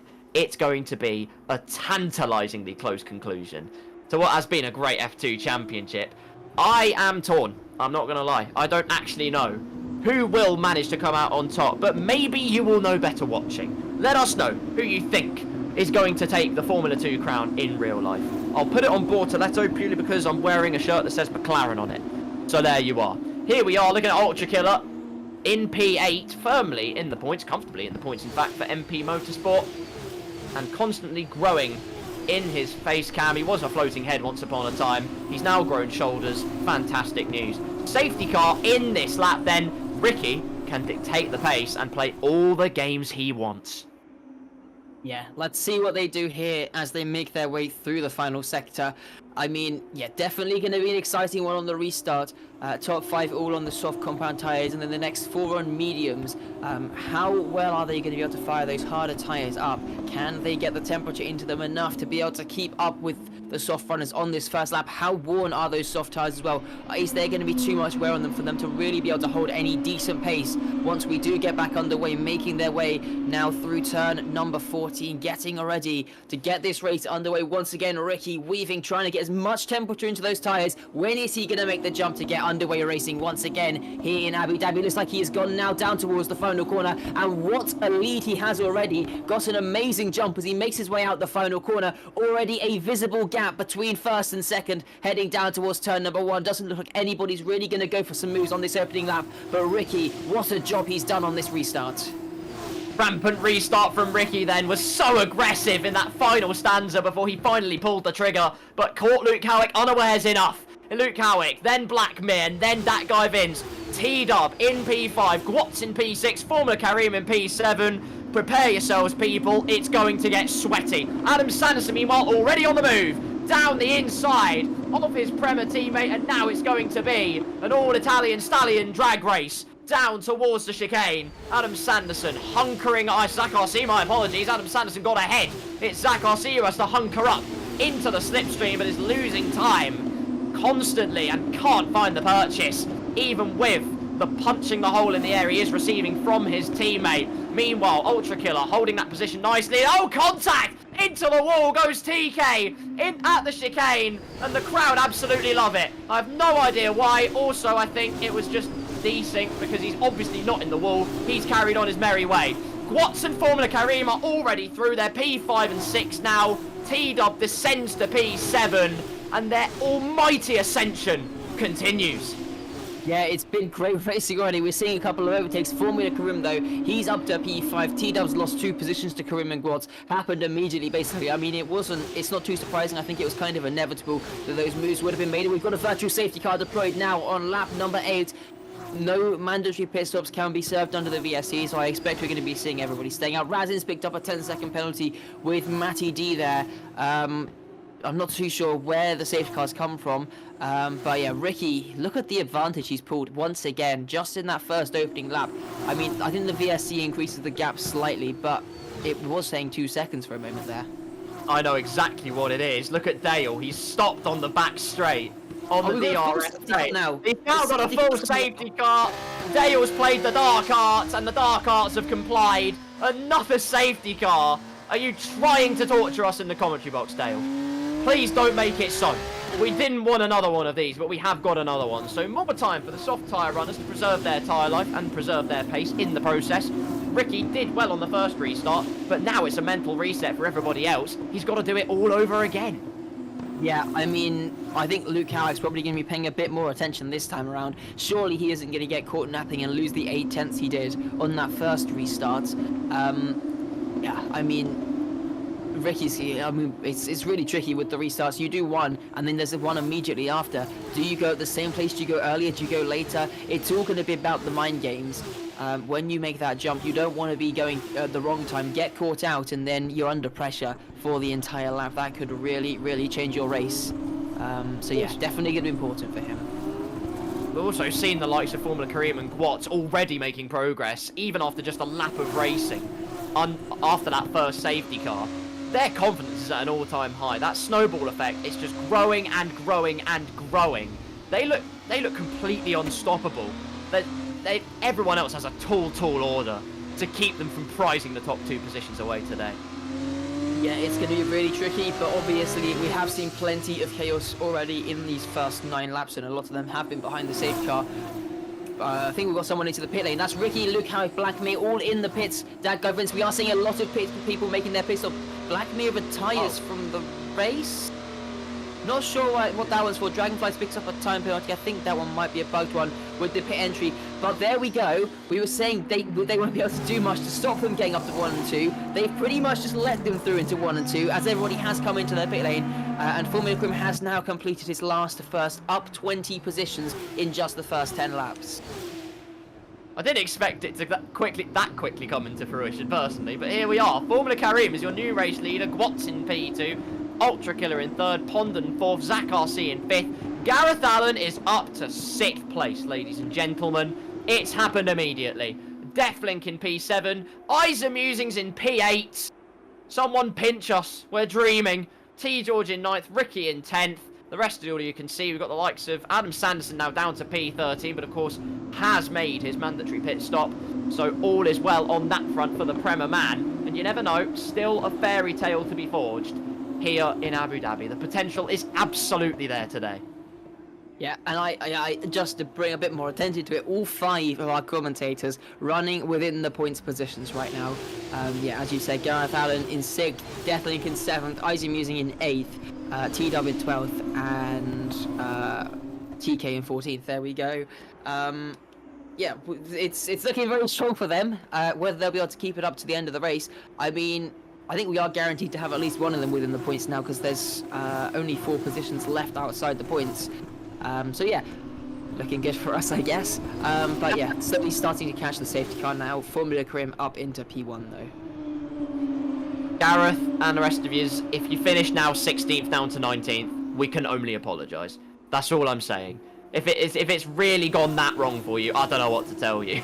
Lap number 10, we're into double figures worth of laps. We are under a full safety car, not a virtual safety car, as it says on the top left. Has Dale stopped on track? I'm hearing from our producer he lost drive. The damnedest thing, honestly. I mean, you can't write this stuff, but either way, it's the 2nd safety car of the day. Lots of people have peeled into the pit lane. Adam Sanderson has gone onto the soft tyres. So I'm pretty sure he did actually start on the medium tyres, so he had no choice but to make the mandatory pit stop, onto softs. But come another safety car, there is another chance to then pile on even more fresh rubber. He has unlocked the potential to get on to either compound of tyre come the end of this race. And who knows, like we say, a fairy tale could be on the horizon. But it is a tall order. Yeah, and remember, he does need to win this feature race if he wants to get himself P2 in the championship. Definitely going to be really tricky now on those soft compound tyres. He's going to have to make another pit stop before the end of the race. Adam Sanderson hoping the gold dispensing ATMs could malfunction for a moment to glitter him in glory. And we'll try and spread the Christmas cheer and wish you well on your conquest for victory, but, well, you never know. We'll see what happens. The F2 Creator Series always has a knack of being purely unpredictable, and that's why we absolutely love it. Zach RC, the lone runner on soft tyres who hasn't been into the pit lane yet, here on lap number 11, a third of the way through this final feature race in the Formula 2 Creator Series. Formula Kareem still waiting patiently for the safety car to turn its hazard lights off and then we can get back underway racing. And then it's his turn to have that psychological play with the rest of the field. And it depends how you want to play this. Ricky played it to absolute perfection, so he's got to do it all over again. But he has a very, very feisty Gwatz behind. Yeah, it's going to be really tricky. I think Gwat's definitely going to be really fired up, get the tyres fired up as well. They're now on 10-lap-old medium tyres. Only about 5 or 6 of those have been under racing conditions. But no, they're definitely going to be ready, I think, for a battle. They're going to be trying to break away from Ultra Killer on this first lap as well. They don't want to have the MP car getting involved in their scrap. They want to try and pull away as quickly as possible because they have got a lot of cars behind them lined up on brand new tyres who are going to be looking to try and make their way through the field. And yeah, it's definitely going to be crucial that they get their way through as Formula Crim almost into the back of the safety car there. That would have been very, very unfortunate. Could have been easily some damage there if he had slightly overcooked it. Fortunately, though, keeps it out the back of the Mercedes-powered safety car. Yeah, there's never been a time in a feature race in the F2 Creator Series he's finished outside the points. In fact, bar one race, Formula Karim has always finished on the podium. He's had 5 wins, 3 second places, and also 1 third place at Brazil. He has been absolutely indomitable this season, and the last thing he needs to do to break that track record is get disqualified for crashing into Bernd Mailander. So for his sake, hopefully he doesn't do that. There was also some games between George and Ricky that were happening for a brief moment. I believe they have now sorted it out, and now George is using all of the track to get his tyres up to temperature, using the whole width of the Asmarina circuit as a Prema car as Zach RC goes wide. Gareth Allen's now up to P5 as there's a massive kerfuffle that's just happened at the chicane. I have no idea what's happened. Dragonflies has absolutely plummeted down the order. He's down to P14.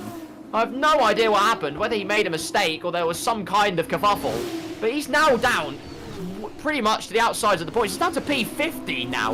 On earth has happened to Dragonflies. But now we see Gareth Allen and Pondon trying to duke it out for P4 and 5 under the safety. I have no idea who's where, but the safety car is coming in at the end of this lap. Yeah, and we're going wheel to wheel already. We've got 2x2x2 as they make their way through the final sector in towards the hotel section. I think they are eventually going to sort the order out, but a lot of chaos on that final safety car lap. The order a bit all over the place. They have finally settled down. So it's going to be Formula Karim, Gwatz, Pondon, Ultra Killer, Gareth Allen, Zach RC, Deathling, Isamusing, T George, and Ricky 03 is your top 10. Still a couple of those guys yet to make their mandatory pit stops. Let's see who is going to come out on top after this next safety car restart. When is Formula Karim going to make the jump as he heads through the final corner? Looks like he has got underway racing now, and he's got about half a second to his rival behind, building a bit of a margin there. Pondon trying to hang on to the back of the Trident car as well as they head down towards turn 1. These guys all making it through nice and clean, battling happening up at the front. Looks like some cars further back a bit closer together might be trying to make some moves down towards turn 5 as we can see Deathlink there battling away with Zach RC as they make their way through turn 2 and 3. They have managed to sort themselves out as well. There we go, 3 wide, heading down towards turn number 5. Are we going to see some more overtakes? I'm using T George and I think Ricky 03 as well, trying to get in on this battle as they make their way out to the hairpin. Looks like Isamusing up into P8 now.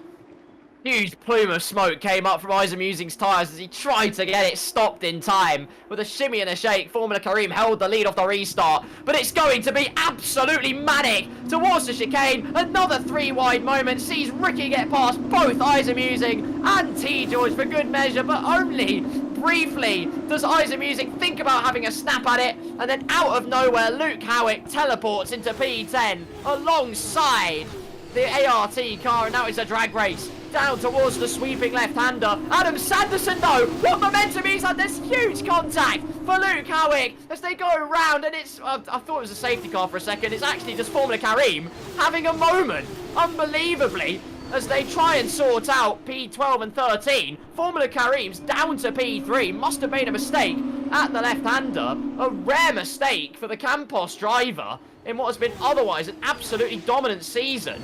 But he finds himself on the outside of the podium positions, losing quite a lot of time to the likes of Gwatz and Pondon, but nonetheless, it could be another Qatar mission to try and get Pondon an absolutely electrifying podium as there's big contact, and into the wall goes the high-tech car. Rasin Chai is out of the Abu Dhabi Grand Prix feature race. Into the wall was Mr. Dale, and for the 3rd time this race, brace yourselves, we have another safety car. It's absolute carnage here in Abu Dhabi. I mean, it's not a traditional track where you see too many safety cars, but we've seen 3 pretty much back to back to back. They do say safety cars breed safety cars, but around a more traditional track like Abu Dhabi, you wouldn't expect it so much. Once again, we have a kerfuffle for all the positions down at the back. Lots of positions changing there momentarily. But Gwatz, yeah, he did manage to get himself back up into P1. A very uncharacteristic mistake from Formula Karim. He's down behind his teammate. And are we going to see now, under this safety car, some more pit stops coming into play? Gwatz, Pondon, Formula Karim, Ultra Killer, Gareth Allen, Zach RC, and Deathling. The drivers yet to make pit stops in this race. A couple other drivers will still need to make another pit stop to get themselves to the end of the race as well. But yeah, should be a very, very interesting one. Let's see what we're going to get once we get round to the pit lane. Difficult to know what the correct strategy actually is. They've got no choice but to make their mandatory pit stop onto the soft compound tyres, of course. But are those soft compound tyres going to last for 18 laps? Under real race running? Probably not. But we do have a few laps under that safety car. And as we've said many times before, just allows the drivers to preserve their Pirellis a little bit more and just eke out the advantage. And then if there's another safety car alongside that, eke out the life even more, but then you leave yourself exposed. It's such a tricky scenario to weigh up, but ultimately their hands might be tied. What do they choose to do? The answer is Kareem's not interested in going into the pit lane. Someone who is interested though is our own Gareth Allen into the pit lane from P5 in this race and slowing down to a near standstill to ensure he doesn't pick up a penalty, entering the pit lane, and does so expertly. Into the pit box goes the Invicta Virtuosi car, and there's a plethora of others who have followed suit. Adam Sanderson, who was on those soft compound tyres, can now strap on some mediums. Mr. Dale can get on some mediums. I assume it will be medium. Well, Dale didn't really have a choice. I'm not going to lie. And neither did TK. He's had a slight front wing issue. But other than that, they do have the opportunity to fit on the fresh rubber. And there are plenty of avenues that open up as a result.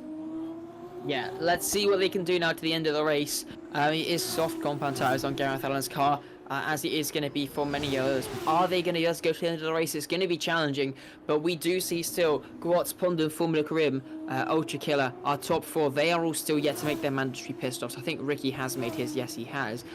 So he can go to the end of the race. He's looking very strong right now. If we don't see any more safety cars to the end, although given how this race has been going so far, I highly doubt that's going to be the case. Those guys could be struggling a little bit. Yeah, Ricky looks like the favourite contender for the race win so far, but we've said it before, tyre life is such an important thing. And 5 laps fresher tyres, you cannot ignore that number. It seems small, but it's absolutely extremely profound and can make all the difference. Especially round a track like this, where confidence on the brakes is paramount. Carrying momentum proves to be marvellous, but you have to use it effectively and efficiently.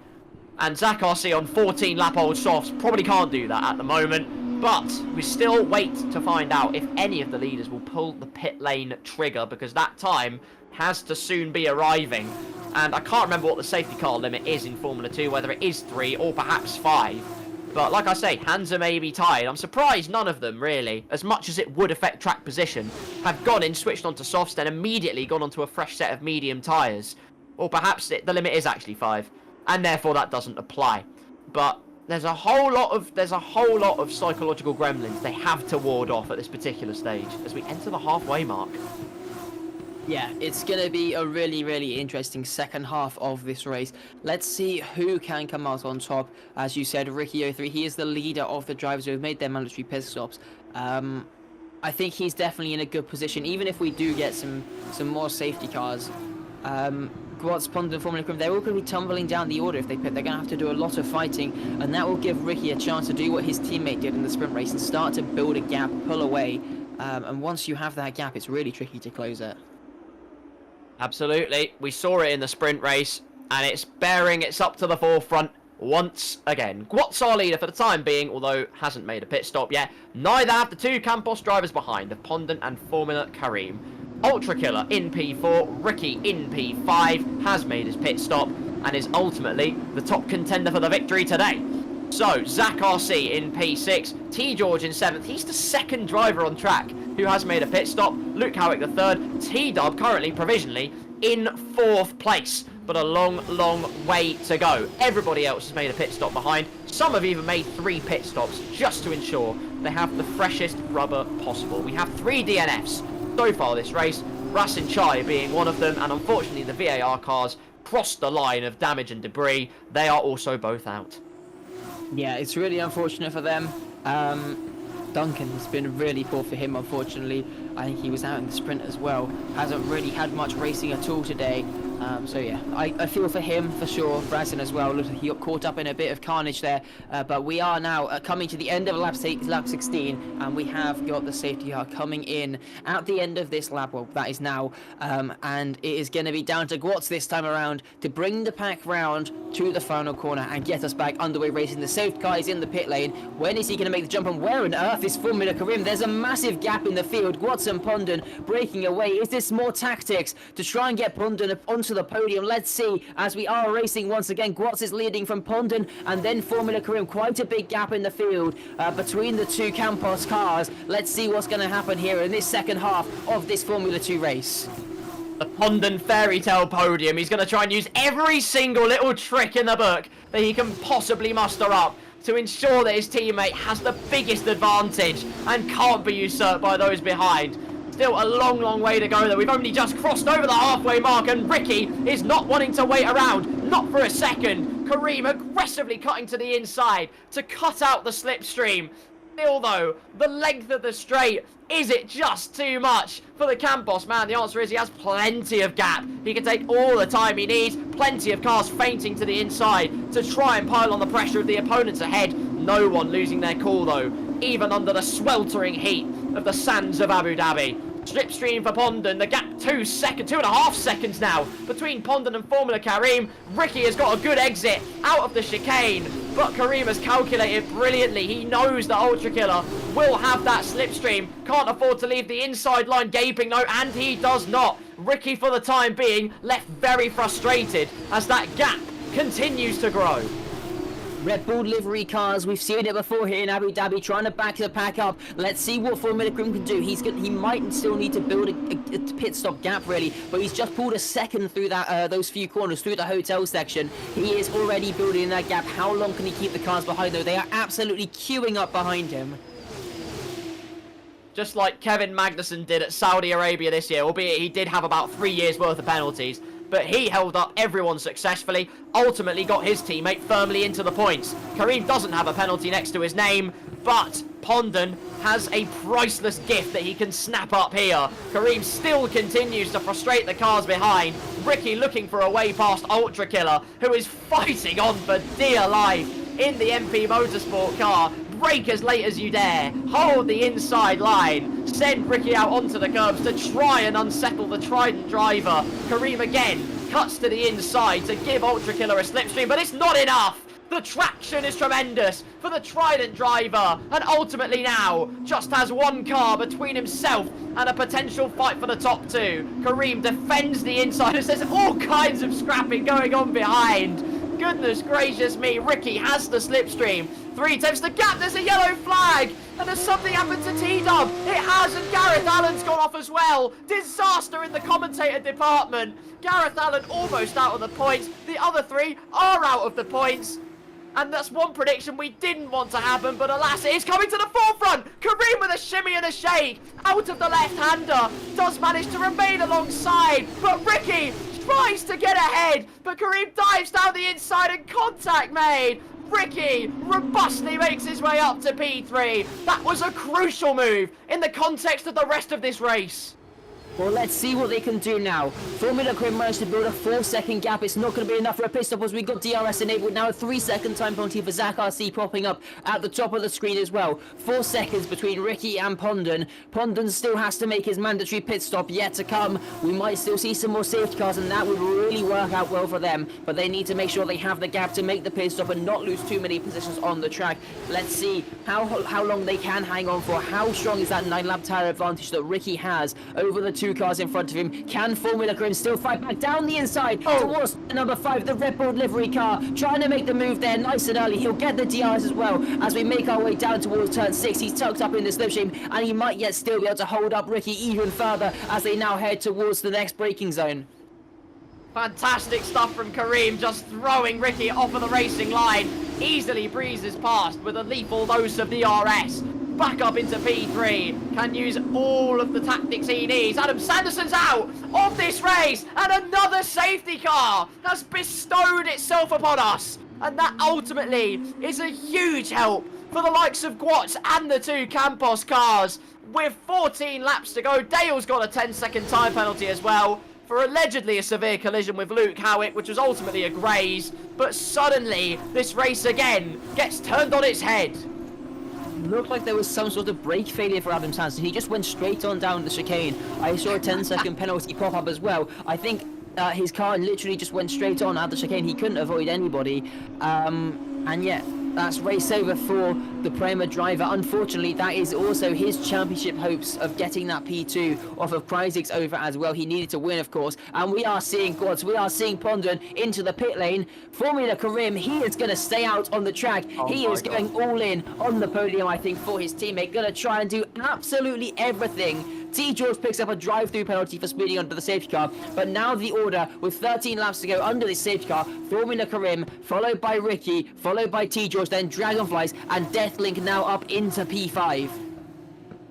It's absolutely enthralling stuff, ladies and gentlemen. All the eggs in the Pondon podium basket for the lead Campos driver, Formula Karim.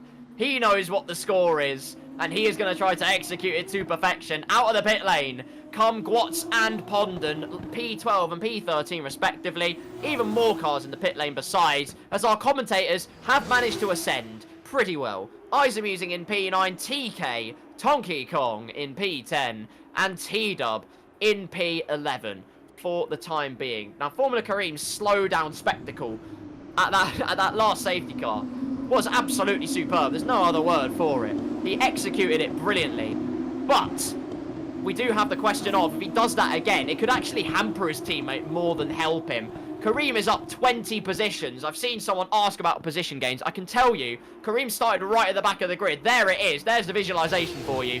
Formula Kareem up 20 positions from the back of the grid. Hasn't made a pit stop yet, but has put, like I say, all his eggs in the Pondon podium basket. Ricky started P2. Rather appropriately, is in P2. T. George in P8 does have a drive-through penalty. Dragonflies up 12. Deathlink up 15. Those are the huge gains in this race. We do have also a very huge loss in this race, and that is Mr. Dale, down 12 positions currently. This F2 finale just hasn't been a good fairy tale for him. Yeah, I mean, Formula Karim, it's going to be really interesting. What is he going to be doing on this well, maybe not the final restart. We might still get another safety car after this one. What is he planning to do here to try and help his teammate, who is now down in P13? He's into the pit lane. He's not going to be able to do much to help him at all. So, well, that's really turned everything around. Maybe he didn't want to double stack, but as a result, he is going to drop all the way down to at least P14, coming out behind Ultra Killer. He might even lose positions to Zach RC as well. So there we go. I think T. George also trying to serve his drive-through. I don't believe you can serve it under a safety car, unfortunately for him. But yeah, this is really, really unfortunate. Ricky now into the race lead. He's the only driver in that top four without a time penalty as well. We do, though, have a commentator currently in the podium positions. Deathlink up there in P3. Izamusing in P6. This is looking like a very, very good race. With just, what, 12 laps to go? Still many scripts to be written in this race, ladies and gentlemen. And on 5-lap younger soft tyres, Deathlink has a crucial chance to command the front of the field. Strap yourselves in, ladies and gentlemen. It's going to be a corker. I think Kareem's hands were tied, to be honest with you. He had no choice but to wait, because it would have meant the double stack behind Pondon. He could have even been behind Mr. Dale and been right at the back of the field. So any chance to have some lasting gains in this race, he will absolutely take. It does mean, again, the order is shuffled around. There's the tyre lives for you, ladies and gentlemen. And here's the order. Ricky in P1, Dragonflies and the High Tech in P2, Deathlink in P3, Matty D in P4, with that guy Vince rounding out the top 5. Izamusing in P6, TK 7th and T-Dub in 8th, the F1 Cricket Series faithful 7th and 8th for the moment. Luke Howick in 9th, Gwatz in P10 on significantly fresher tyres though. Ultra Killer in P11, Pondon P12, and before you know it, quick as a flash, the safety car is in once again. I don't know how much time has transpired in this race, whether it will go to a potential time count at the end of this one. I have no idea, but for the time being, just savour the sweet feeling of pure grit and determination. The Formula 2 feature race will get underway again very shortly. Ricky on the move then, warming up his tyres as aggressively as he possibly can. Once again, looked like he was going to go into the pit lane at one point. Pulls the trigger out of the penultimate corner, and it's another good restart from Ricky. Played that deck of cards before, and it's been reliable for a second time. If it ain't broke, don't fix it. We're back underway. Racing here in Abu Dhabi, and now Dragonflies has a job to do against Deathling, who immediately goes wide at the first opportunity. Ricky, though, building up the margin out in front. That's exactly what he needs to do, because those on newer tyres behind are looking to ascend at a rapid rate of knots as we head towards the left-hander, and down the inside goes Matty D on the AIX car, the Rodin Carlin man. It's now a drag race between the two of them for the final podium position in this one. That guy Vince keeping a watchful eye on proceedings just in case any of these two nerf into each other. But to the inside goes Deathling. He's not done yet. Late on the brakes as you dare. But still side by side through the chicane. Cutting the corner goes Matty D. Through into P3 goes Deathling. And sweeping round the outside with marvellous momentum. That guy Vince is there too. And now a drag race towards the sweeping left-hander. The outside line presents itself for the Dams driver. Can he remain side by side? He has momentum at his disposal, but not to be. A shimmy and a shake from Deathling ahead ultimately has killed any chances of carrying that momentum forwards, but a robust defence against that guy Vince will take him back to P4. There's another yellow flag, but we can hardly keep up in this one. Who's had a moment? T-Dub's gone round. It's another commentator catastrophe. The ART driver down to P16. TK, though, up in P6. And he is looking very strong as well. Deathling still holding on to his P3 position, but look at the margin that Ricky has pulled in just one lap. He's 2 seconds ahead of Dragonflies, making his way around at an absolutely rapid rate of knots. Dragonflies dropping back. He's going to be still under pressure from the AIX of Deathling. Let's see what he can do as Mr. Dale retires in the pit lane. Eventually, it's time to call it quits, unfortunately, for the high-tech driver. Let's see what's going to happen here as that guy Vince out of shape there coming out of the corner. Matty D goes through for the P4 position. Really struggling there for grip as he made his way out to turn 5. But things starting to settle down a little bit after that very, very chaotic safety car restart. Still going hammer and tongue. That guy Vince looks to the inside, but no opportunity to present itself. Will be bold enough on the brakes. Gives a little nibble to the diffuser of Matty D nonetheless, to let him know a statement of intent. Gap out in front now 3 seconds as Pondon ascends to P10. Formula Karim is in P8 and could be looking to get past TK soon as another yellow flag. What on earth's happened? Gareth Allen and Zach RC have come to blows at the chicane and sliding into the wall goes the Invicta Virtuosi driver, still remaining on the outer reaches of the points, can keep it in the right direction, but T. George will be right on his gearbox, had served the drive-through penalty, but perhaps there are still points to have here in the feature race. Through under the hotel section they go, the gap now 3.5 seconds. Has TK's had a problem? No! Commentator catastrophe continues, and plummeting down the pecking order goes the Invicta Virtuosi car. Has a time penalty next to his name as well. DRS enabled on this lap. If you thought it was sweaty before, you've seen nothing yet. Yeah, let's see what they can do now. We've got 10 laps to go here in Abu Dhabi. Formula Grim currently running in P7. Grot's running in P6. But Ricky, the other Trident driver, he's running in P1 and he's 3.5 seconds ahead of Deathling, who's in P2. What a race it's been for him.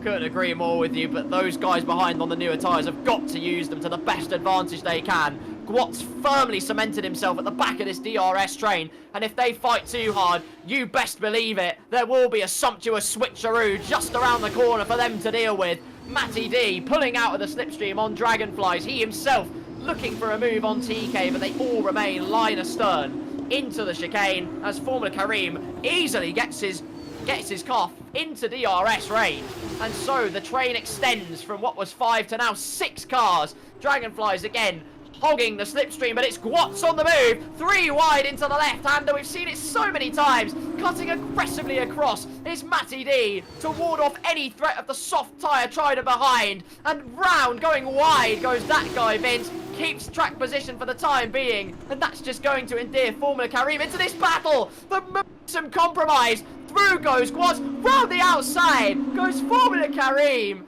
In the clunky twisting turning sections, and he's done it up into P6. They're using the new tyres to good advantage, but 9 laps to go. Make that 8 laps to go in this race. The clock is ticking.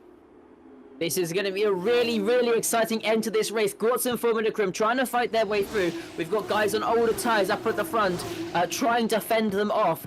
Is there going to be enough time, if they can make the overtakes quickly, for them to try and catch back up to the back of Ricky? It's about 4 or 5 seconds now, the gap between Ricky and Deathling. They're going to take, it's going to take a lot, 4.5 seconds. There we go. If they can make the moves quick, they might have half a chance to try and catch up and try and snatch away that win. Ricky's finished 1 time before on the podium. This could be his second. Is it going to be a race win this time around?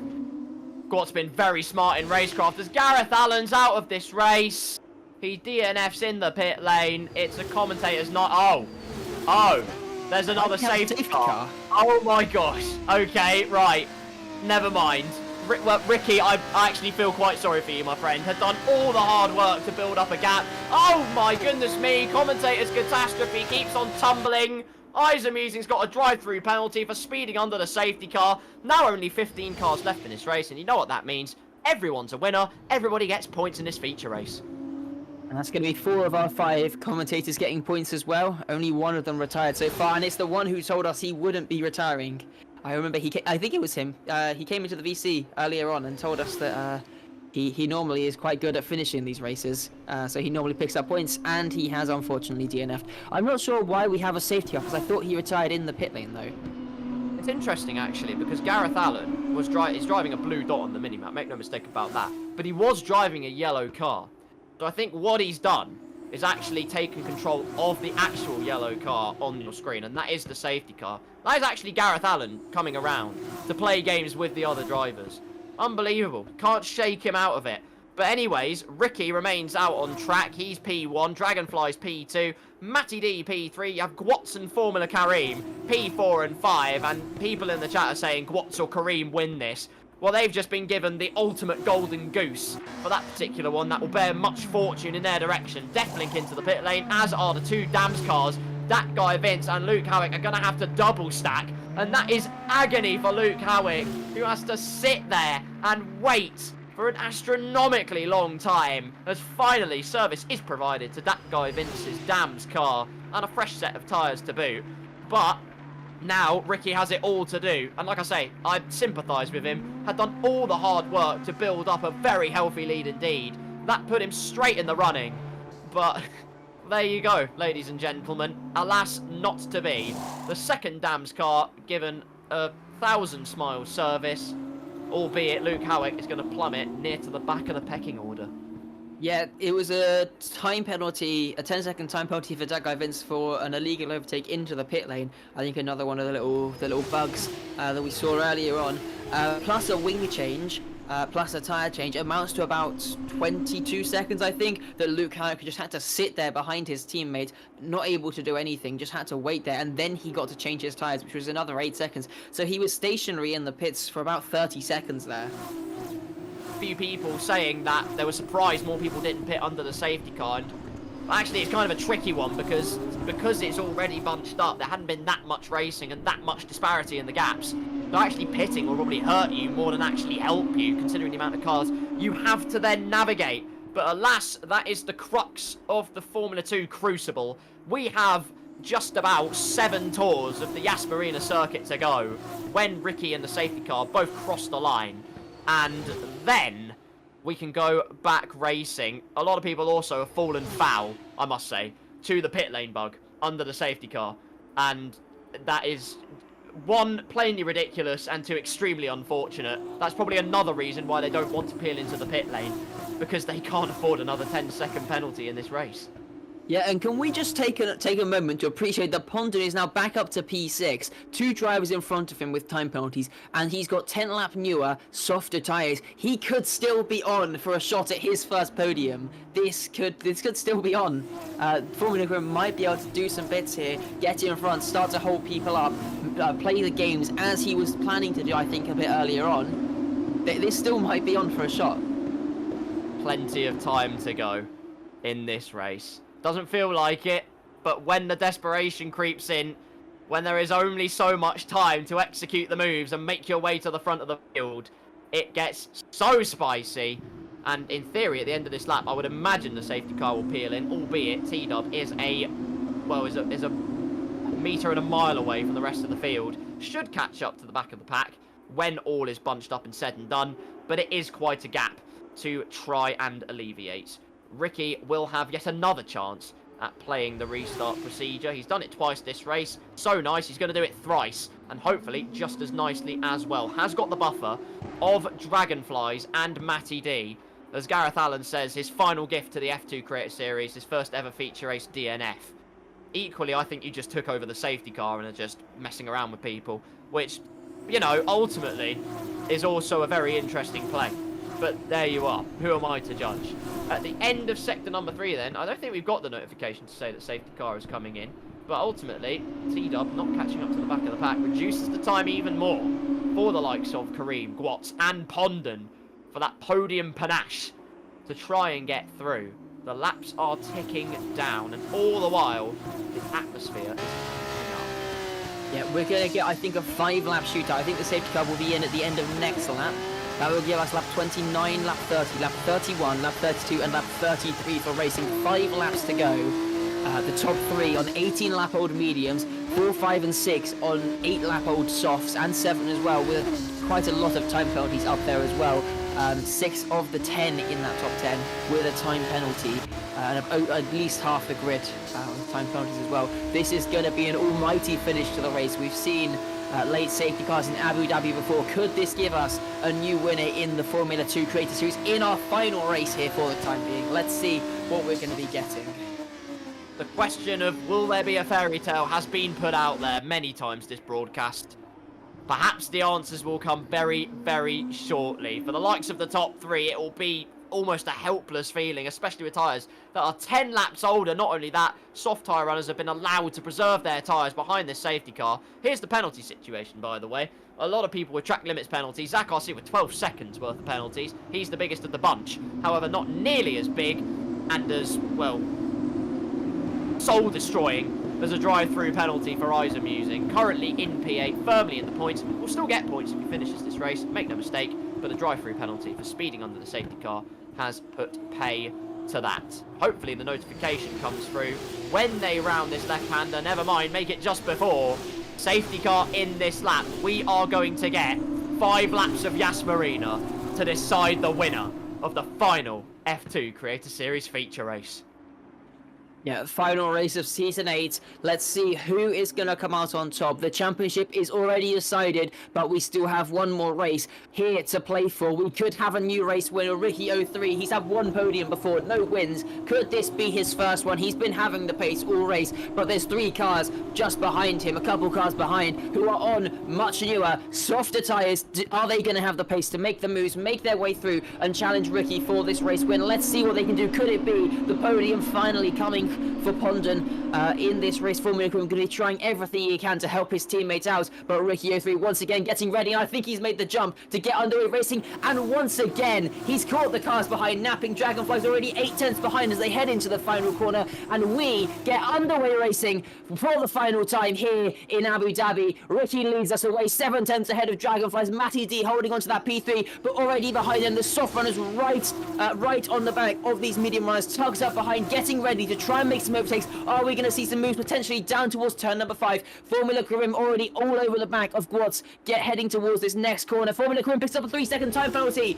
That's going to be costing him some positions, but maybe in his efforts to try and get his teammate a podium here, that might just be what he needs to help himself out as they go around the outside of Matty D, losing 2 positions almost in just 1 corner. Formula Karim and Gwatz both past Pondon, the next car on the softs, to try and challenge him. Supreme slingshots up and down the field. Supreme from Ricky to get through and manage to build a second's worth of a lead. Supreme from Gwatz and Formula Kareem that's diving down the inside. Brave on the brakes as you like. Goes the Campos driver. Up to P3 he goes. Gwatz descends to P4. There's all kinds of scrapping around going on behind. TK's up to P11. Hunkering into the slipstream though again. Kareem to the inside of Dragonflies. Just as quickly as we've got back underway. He's already gained 3 positions on this restart lap, and Ricky will be feeling helpless. There's surely no resistance. Resistance is futile when you have this kind of a champion behind you who has driven dominant all the way through. That was only 1 car between himself and the lead positions, but then has the almighty task as well of getting a 3-second gap, particularly to Gwatz, who just has to clear Dragonflies. Then all he has to do, get past Ricky, remain in that window. There is still a tantalizing conclusion to be had. Can Formula Kareem make the overtake here on this next lap? It will give him 2.5 laps, I guess, of time to try and back the pack up and try and get Pundon up a couple positions. As it stands, there's only 3 drivers up at the front of the field. If the pack closes up, Pundon could be on for a shot just on the time penalties alone to get himself into the podium positions. Yet still, there will be time for him to make overtakes as Formula Kareem gets the move done on Ricky. There's been something happening there, losing a couple positions. Ricky is still holding on to it for the time being, but they are battling down towards turn number 6. Formula Kareem trying to squeeze his way past him. We got WRC out of the race down at turn number 5. And we got the virtual safety car at the point. I thought we were out of safety cars. VSC here on lap number 30. Ricky still holds on to the lead, but Formula Kareem tucked up right behind. 14 drivers remain. Just 2.5 laps of racing we're going to have to the end here.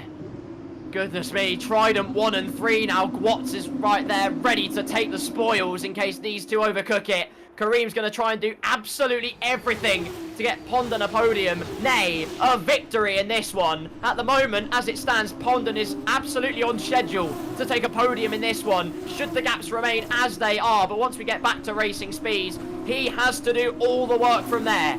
Get past the Carlin, the High-Tech, and all other cars besides. Perhaps a victory is in the works. The pot is at a simmer for the time being, but Kareem looking to bring it to a boil. Hopefully not too much longer under this virtual safety car. Hopefully no drive-through penalties to be dished out as well from those trying to be too overzealous, as it looks like they're trying to take advantage of the Delta. Ricky and Kareem have already pulled the trigger, it looks like, trying to get back up to racing speed and catch themselves out on the Delta as they're running rampant down the start-finish straight. Now DRS enabled. Kareem's got a great restart down the inside at turn number 1, but Ricky holds it round the outside with some supreme momentum again.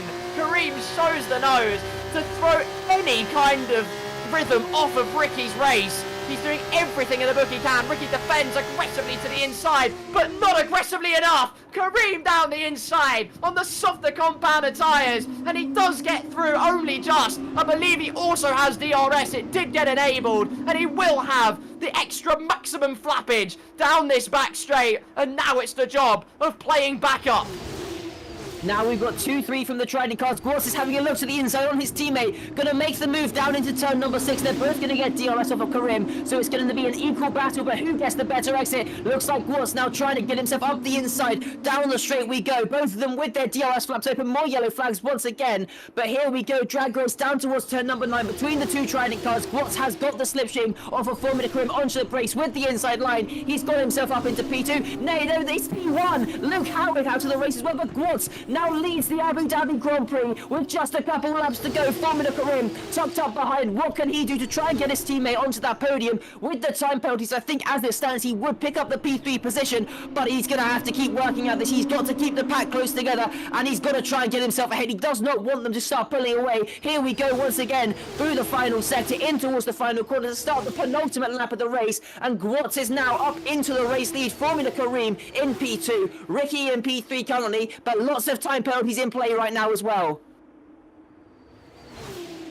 Considering also the 60-minute timer's about to go off at some point soon. No idea when that's going to click across. But Kareem, I think his battle might be done and dusted with Gwatz, although he is now running rampant up to the back of the Trident car. There's the timer. This is the final lap of the race. George has already crossed the finish line. He finishes in P12. Isaac Musing will pick up points in the ART car, but the battle at the front of the field is going to be one to savour. 3 seconds worth of penalties for Kareem, 6 seconds worth of penalties for Dragonflies, 3 for Matty D. It's all going to happen here on this final lap. Towards the chicane they go, and Matty D looks to the inside of Dragonflies to make a move, but nothing doing for the moment, although contact as he does find the momentum to go down the inside. But here's Pondon. He's on the move. DRS wide open, straight down the middle, and scythes through in the Campos car. Fantastic from Pondon. Matty D and Dragonfly still going into combat. Kareem hounding the back of the Trident car of Gwatz.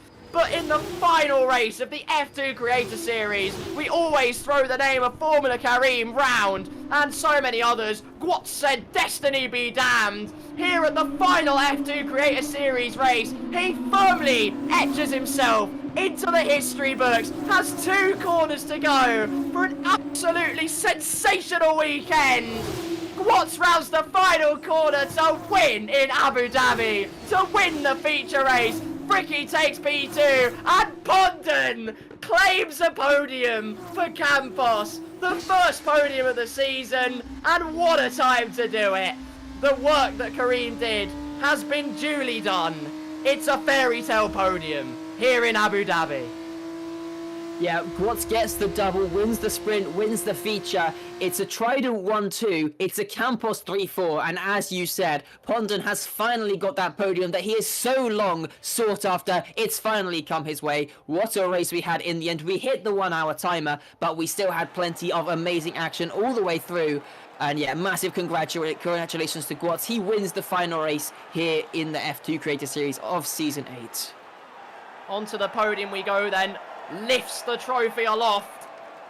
The man reigning supreme, the king of the jewels in the desert, Gwatz, has firmly stamped his authority today. What a performance from Gwatz. Ricky in P2, Pondon rounds out his fairy tale podium. Formula Kareem takes the fastest lap and P4. That guy Vince in P5, our pole sitter. T-Dub comes home in P6. Fantastic for the commentary department. Matty D P7. Dragonflies ends P8, Ultra Killer 9th, and Deathlink in 10th place. TK 11th, everyone who finished the race does score points, which is fantastic. As you can see, the rest of the order right in front of you. And F2 Creator Series, you're trying to kill me. I know it's the last one, but you are trying to kill me. It's goodbye, but not goodbye forever. But Gwatz showers himself in greatness today. Absolutely sterling performance. Dived his way through in the sprint race, does much the same in the feature race, albeit with a much more monumental task, and does it absolutely brilliantly. Yeah, what a way to do it. He had to cut his way through the field. He had to fight for that one. And he's come through and he has won the final F2 race for the time being. Yeah, I mean, amazing performance from all of them. Ricky, another podium. It's his best finish here in the F2 Grade Series. And Pondon, again, his best finish. P3 for him. He finally gets that podium that he's been wanting for such a long time. What a race it was from them. So much chaos. 5 safety cars, 1 virtual safety car. We hit the 1 hour timer. But yeah, what a way to end it.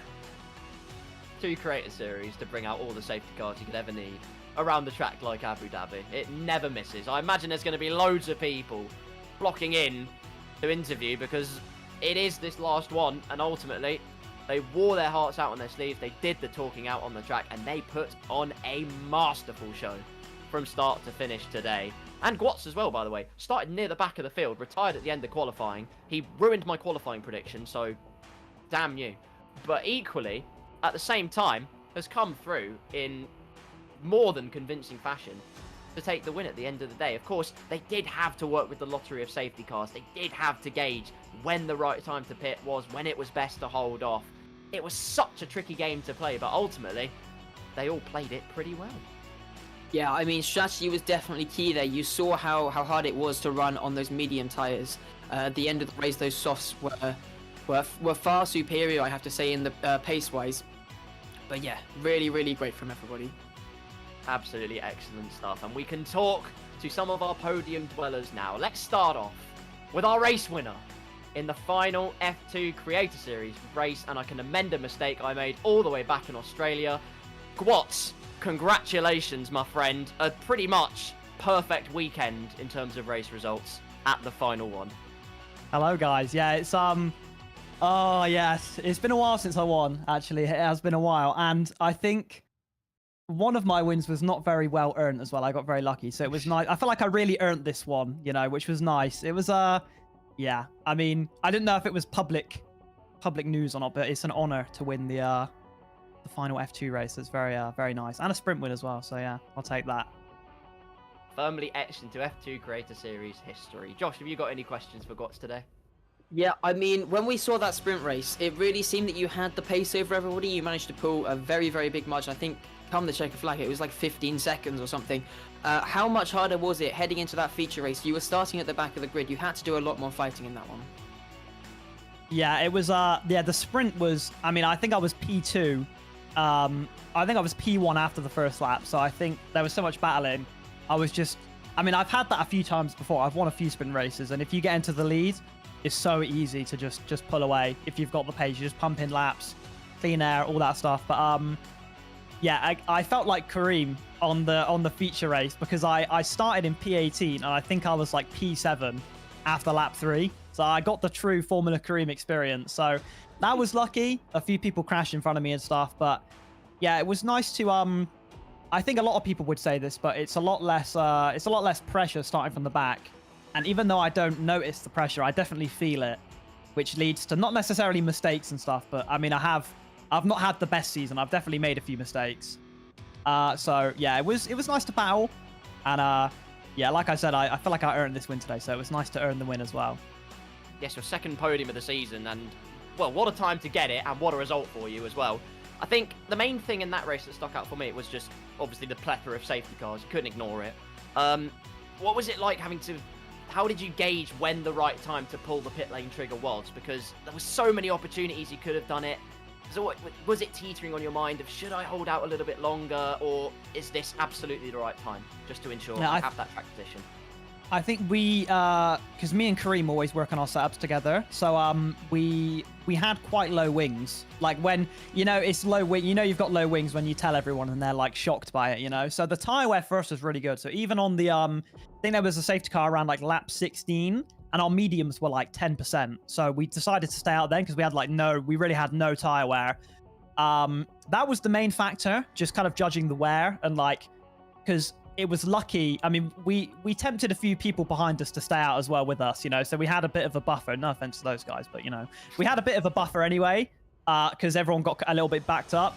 Yeah, I think we couldn't, on not the final safety car, but when we pitted onto softs, we couldn't not pit then, you know, like that would have just been, yeah. It's so hard to gauge when you're driving, especially in cockpit as well. Like, it's a whole new, I've never driven. I mean, you know, I've played thousands of hours of F1 and I've never ever done a race in cockpit cam before, or even done, I don't even think I've done a 5-lapper. So there was a lot going on. No, it was actually, honestly, I know this is off topic from the question, but it was really fun actually. I mean, I love F2 anyway, but it's definitely changed because I get comments all the time on my videos, like people calling me a fraud because I don't drive in cockpit cam, as everyone does. But it's definitely opened my eyes a little bit to cockpit cam. I thought it was really fun actually. I've really enjoyed it. They can't call you a fraud anymore, let me tell you that for a fact. Josh, yes, exactly. Josh, anything else from you, my friend? I mean, it was, yeah, as we said many times, it was a really dominant performance. Heading into that final safety car, I think you were starting, into the final restart, sorry. You were starting down in P5, I think. How sure were you that you'd be able to make those overtakes quickly, given you did have that tyre advantage? I think, yeah, the tyre advantage was crucial, because, you know, in F2 especially, the difference in tyres is crazy, you know, especially compared to, you know, just because the cars are completely equal. I mean, you get DRS, but that's it, you know.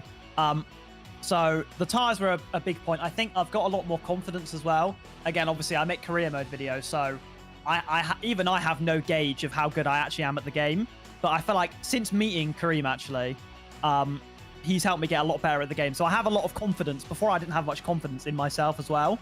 But now I have the confidence just to send it, and I'm like, you know, I'm quite likely to survive. So it's the confidence as well as I mean, the tyres are giving me the confidence, you know. But I was quite confident that I could send it.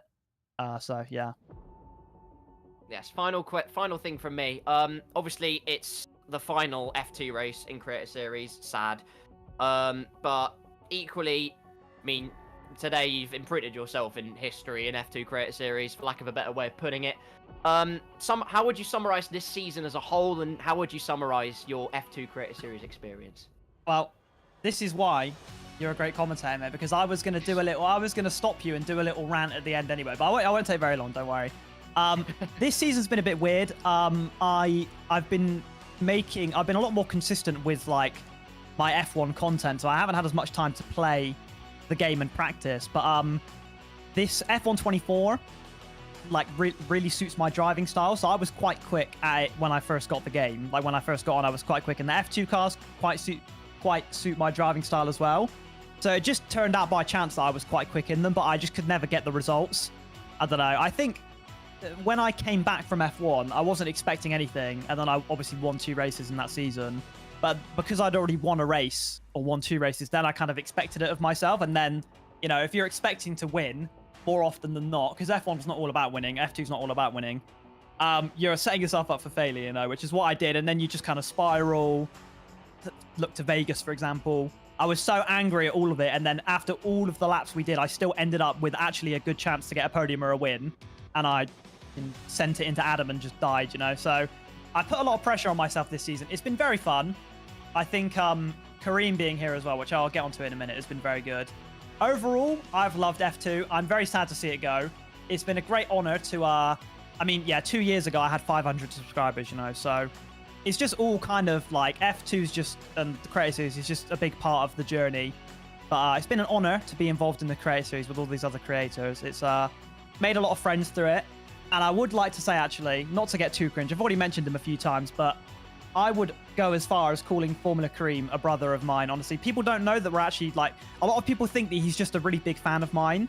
But, like, I would go as far as to call Kareem my brother, honestly. That is, like, my brother for life. And I met him through F2 because when I didn't stream F1, but I started streaming specifically when I joined F2, and he was in my first stream and like coached me a little bit. Then we added each other on Discord, blah, blah, blah. So F2 has actually given me a lifelong friend. So not to be cringe, guys, but I would like to say that at least to let everyone know that, you know, I personally absolutely loved F2, and it's given me, you know, I met a brother for life through F2. So yeah, there it is. It's been an honor. Thank you very much, guys. It's poetry emotion, and I say this wholeheartedly. Your rise up the ranks is thoroughly deserved, my friend. Thank you very much, From mate. saving Franco Colapinto's career to crusading to crowning himself as the F2 Creator Series finale winner. Gwatz, that's why I love you, Carl. That's a real Gwatz viewer right there. Get in there, boys. Come on. Mate, you're a fucking legend, bro. Sorry, I'm so sorry for swearing. Thank you so much, guys. Thank you very much, boys. I appreciate it. I'm sorry. Well, yeah, what are you going to do? What are you going to do, mate? You're going to give me a race ban? No, I don't think so. All right. Thank you so much, guys. I appreciate it. I tip my hat to you. I hope you all have a good night, guys. Thank you so much, boys. The commentary was Thank great, you. I'm sure, so I will give it a watch. I'll send you the invoice. Thank you. Thank you. Thank you very much, guys. Appreciate it, boys. Been an honor. It's been an honor. Thank you very much. You're welcome. Have a good evening, mate. Oh, fantastic. That was beautiful words. I don't know about you, Josh. I sort of teared up at that. That was absolutely beautiful. A friend for life from F2 Creator Series. It's so much more than just racing this series. Yeah, definitely. Oh, gosh. Anyway, control my emotions on Zen. We are going to head to our next podium dweller, ladies and gentlemen. It was a Trident 1-2 in the race. And while it was sort of a thing, and I sympathise with him thoroughly, to take a podium away at the F2 Creator Series finale, words. Ricky, grande Ricky, huge congratulations to you, my friend. Thank you. Seemed like a commanding performance on the whole. I know it wasn't the win, but ultimately you did everything you needed to do out there today. Yeah, today I was very, very fast. I think all the safety cars ruined my race because I was really, really fast in the first stint. I was like 5 seconds ahead of the second, and yeah, every safety cars ruined my race, and yeah, I had to battle with Kareem too, and yeah, I'm really a little bit disappointed, but yeah, we can go further. No, you can absolutely hold your head high. You're firmly etched in history. Think of it this way. You're etched in history as on the podium for the final F2 Creator Series race. And no one can take that away from you. Josh, anything from you, my friend? I mean, it's a career best P2. You really had to fight for it in that final safety car. How was that battle with Formula Crim? It looked like you guys were going at it really hard. Yeah, that was so hard because I know Karim is like the strongest people like in F2, and yeah, it was very, very, very hard to battle him, and he won the battle because I arrived behind him. But yeah, it's a pleasure to race with him because he is the strongest person I know that is like that is strong on Formula 2, and yeah. How would you summarize? I know you had a lot of safety cars, and we can't ignore. Yeah, that. It's 5. I don't know. Yeah, 5 safety cars and like 2 PSEs, I think. Just as you do. But yeah, a lot of times in the safety cars, you were at the front of that field. And how did you change your approach much in between each one? Because it looked like the first and second were roughly the same, but you changed it a little bit for the third one. How did you like approach each one, essentially? Yeah, I don't know, because every time I get a safety car, I'm like in panic because I'm not like very a strategic player. But yeah, every time I got safety car today, I was trying to do my best. I think I did all that I can do this time, but I'm so unlucky every time because in every race I get something that it goes wrong. I don't know why. No, what, another one from you, Josh? Yeah, I mean, you were one of the few drivers, I think there was only 4 or 5 drivers who managed to keep it within the track limits, didn't pick up a time penalty. How much of your race was focused on that? Was it like a key part of your race, or were you just pushing for the limits? No, it's a key part for me to keep for keeping away from the track limits. It's an important part because I don't want to have penalties in the end, and yeah, because the other players had someone had like some penalties, and it's like I don't want to push into the limits, and yeah, I had only one track limit today, and for an error, I don't know, after a mistake, but yeah. It's very important for me keeping me away from the penalties. And finally, same question as I asked Gwatz when he was in here. Obviously, the final race of F2 Creator Series, at least for the time being.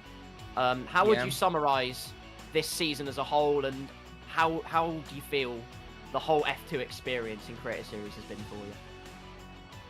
This was my first season because I joined the Formula 2 Creator Series like in the 4th race, I don't know, in the Monaco. That was my first race.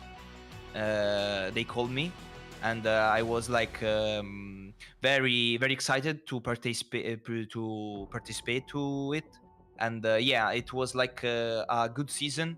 I got the reserve spot, and then the F2 official spot, and then after a race I dropped F2 and I went to F1 because now I am a full-time driver in F1, and yeah, it's so nice to race with other content creators, to make friends, and to collaborate, because in Italy we don't have many creators, and creators don't want to collaborate here in Italy. They are so like one man army, if you if I'm correct. And yeah, I'm very pleasure. It's very a pleasure for racing in Creator Series. That was like so good to race in Formula 2 and in Formula 1. No, it's been an absolute pleasure commentating over you in Formula 2. Great to see that you're Thank still going to be fighting at the front, hopefully, in Formula 1 as well. Grazie mille, Ricky. It's been an absolute pleasure, mate, and I hope you have a wonderful, wonderful evening. Thank you. You're very welcome. Have a good one, mate. There you go. Our P2 dweller, ladies and gentlemen. Again, just shows F2 Creator Series has been so much more than just the racing. Next up, it will be a podium dweller, and everyone applaud in unison because Pondon has got a podium. Congratulations, Pondon, at the death. You done it. A podium in F2 Creator Series. Thank you, thank you. Yeah, I did not expect that at all. I think even crossing the line, and now I'm just like, it was such a long safety car race. I'm like, did that even happen? No, it was confusing for you. Trust me, here we couldn't keep up. It was mental. Josh, have you got any questions for Mr. Pondon? Yeah. Partway through the race, on one of the restarts, we saw your teammate Formula Grim. He was going quite slow. Was there any planned tactics to try and help you get onto the podium, or was that just completely unexpected? Oh, absolutely. Shout out Kareem. Yeah, it was kind of, we're all on the same strategy. So it was like, well, if we all work together, we're going to be in a big bunch. So, I mean, as much as he was trying to help me, I think we're all trying to help each other. And yeah, that was pure tactics. No, it's absolutely brilliant, honestly. And it didn't pay off in Qatar, but it certainly paid off today. So props to Formula Carry and to yourself. Yeah, better in the feature race than the sprint too. Yeah, no, exactly. I've asked questions about safety cars a million times, so I'm going to avoid that. What I'm going to talk about is the battling. Being the final race and being the final F2 Creator Series race, did it change your approach in how you made some of your moves today? Kind of. Well, that was the reason why I went on the mediums at the start, because I was like, well, this soft strategy, or starting on the same tire as everyone else, hasn't worked for me so far this season, so I'll go alternate strat. So I think that's, yeah, a little bit. And then at the end, I'm not sure if you guys noticed on the broadcast, but we had the like 30-minute timer, so we ended a lap earlier.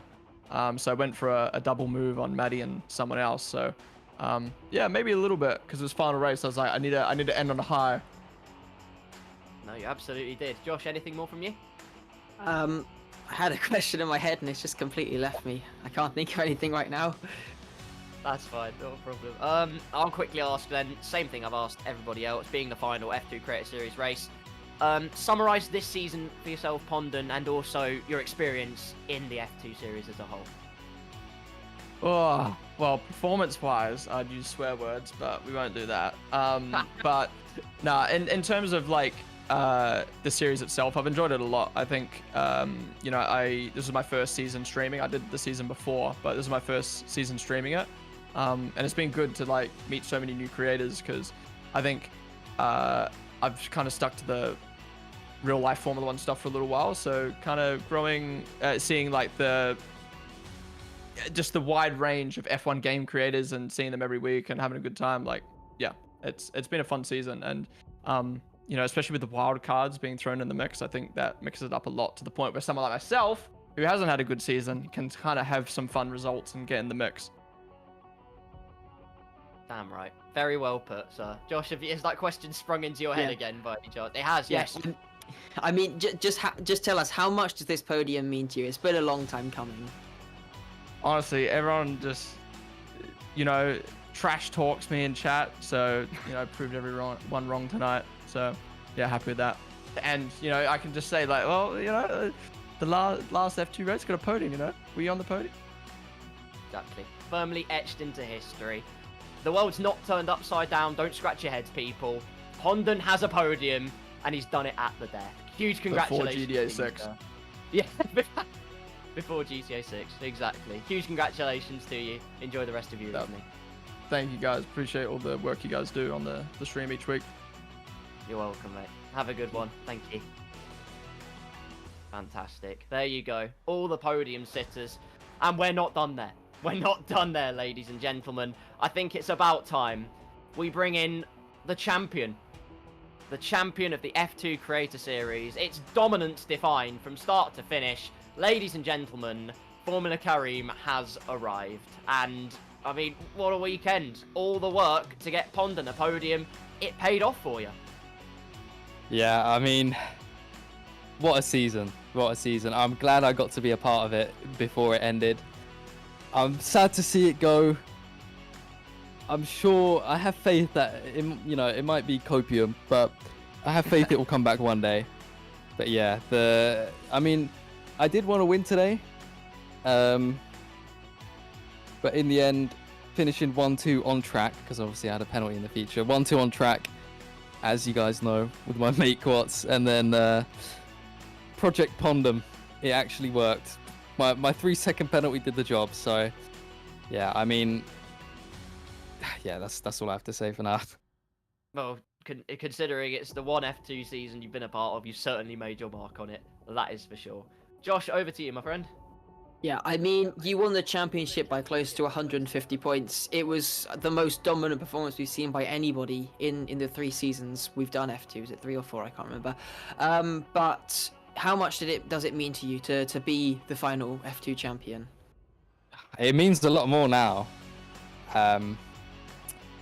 The final champion, the most dominant, starting from the back, I think I did it in style, not to toot my own horn, but yeah, it was, I don't really have any words. I asked for the interview, I've not got too many words, but yeah, I don't know, to be a part of it, because as most people, I've been following this series for a long time now, and especially the F2. The F2, as I'm sure Gott's explained it, without F2, we don't meet. Without him, I'm not in F2.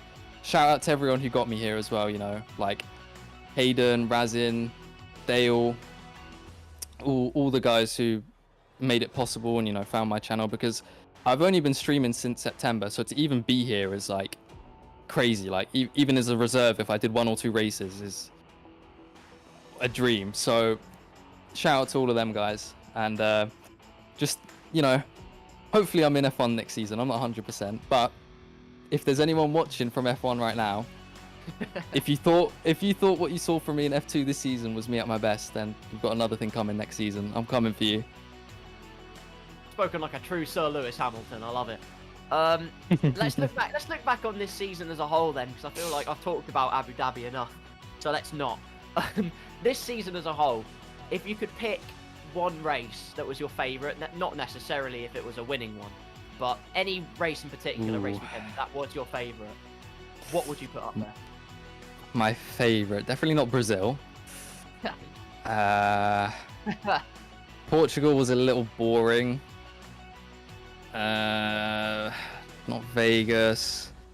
Not the first race. Not bad. Monaco's up there. Abu Dhabi's up there. Yeah.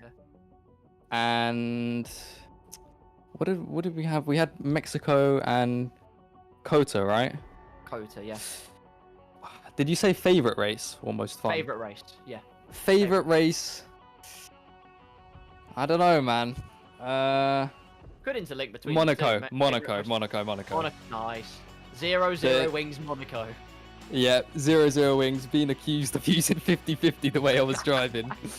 But that one, that's probably the wild card I enjoyed the most and the race I enjoyed the most, just because, I didn't start last. But 14th, just trying to manipulate your way past people, trying to find a gap to go for whilst keeping it clean.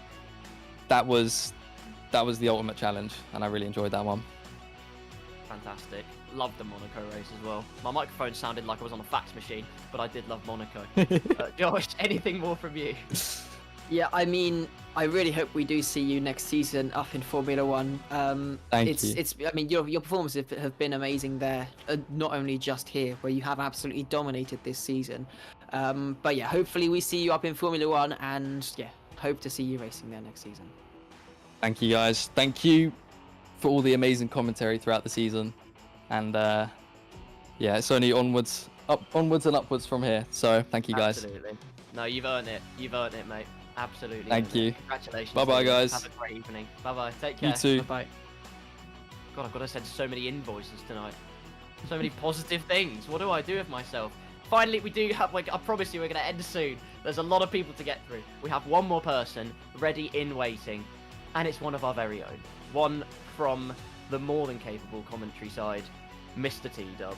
Wants a few words about Formula 2. T-Dub, firstly... Hello, boys. Hello. Firstly, congratulations on the feature race. You were, like, ping-ponging between the back of the grid, the front of the field, no points, big points. Ended up, I think it was P6. Just, how was that race for you? Because it looked mentally topsy-turvy.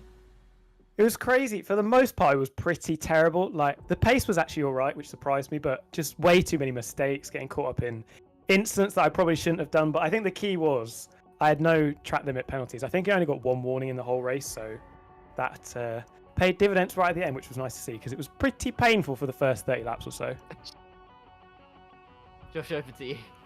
Yeah, how much of a focus were those track limits? Were you actively trying to avoid going off the track, or were you just pushing and it just happened? You were able to keep it quite clean?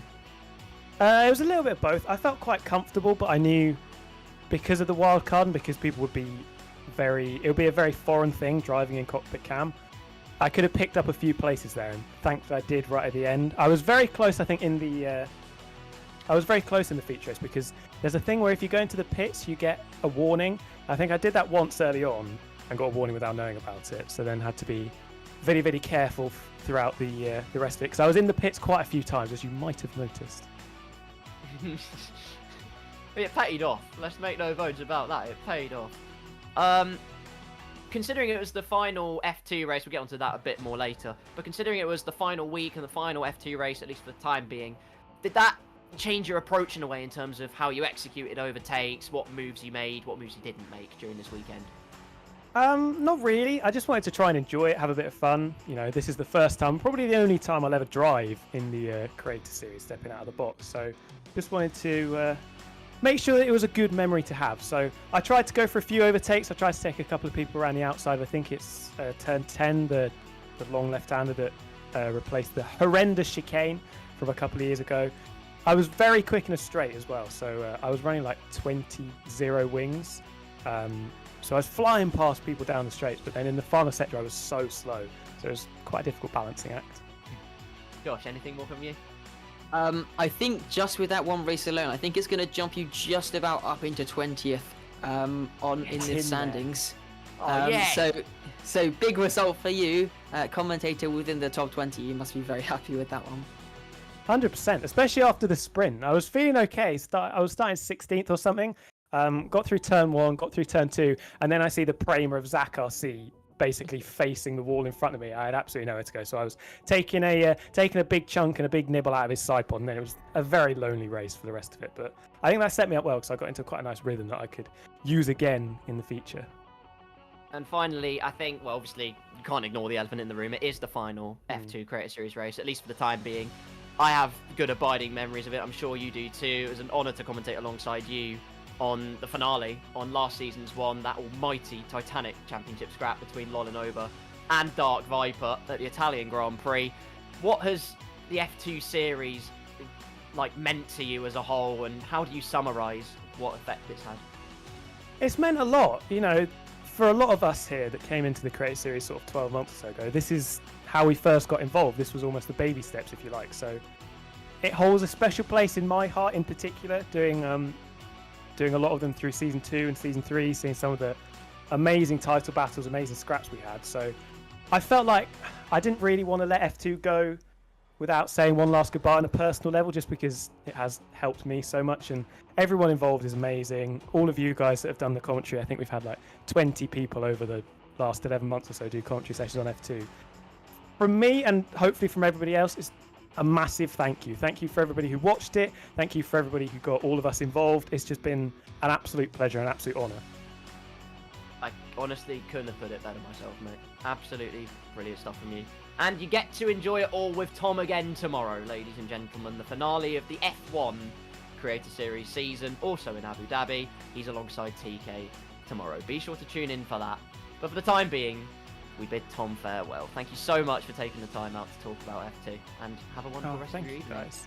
You too. Amazing as always. Cheers, guys. Thank you. All the best, mate. Wow. Well, there you go, ladies and gentlemen.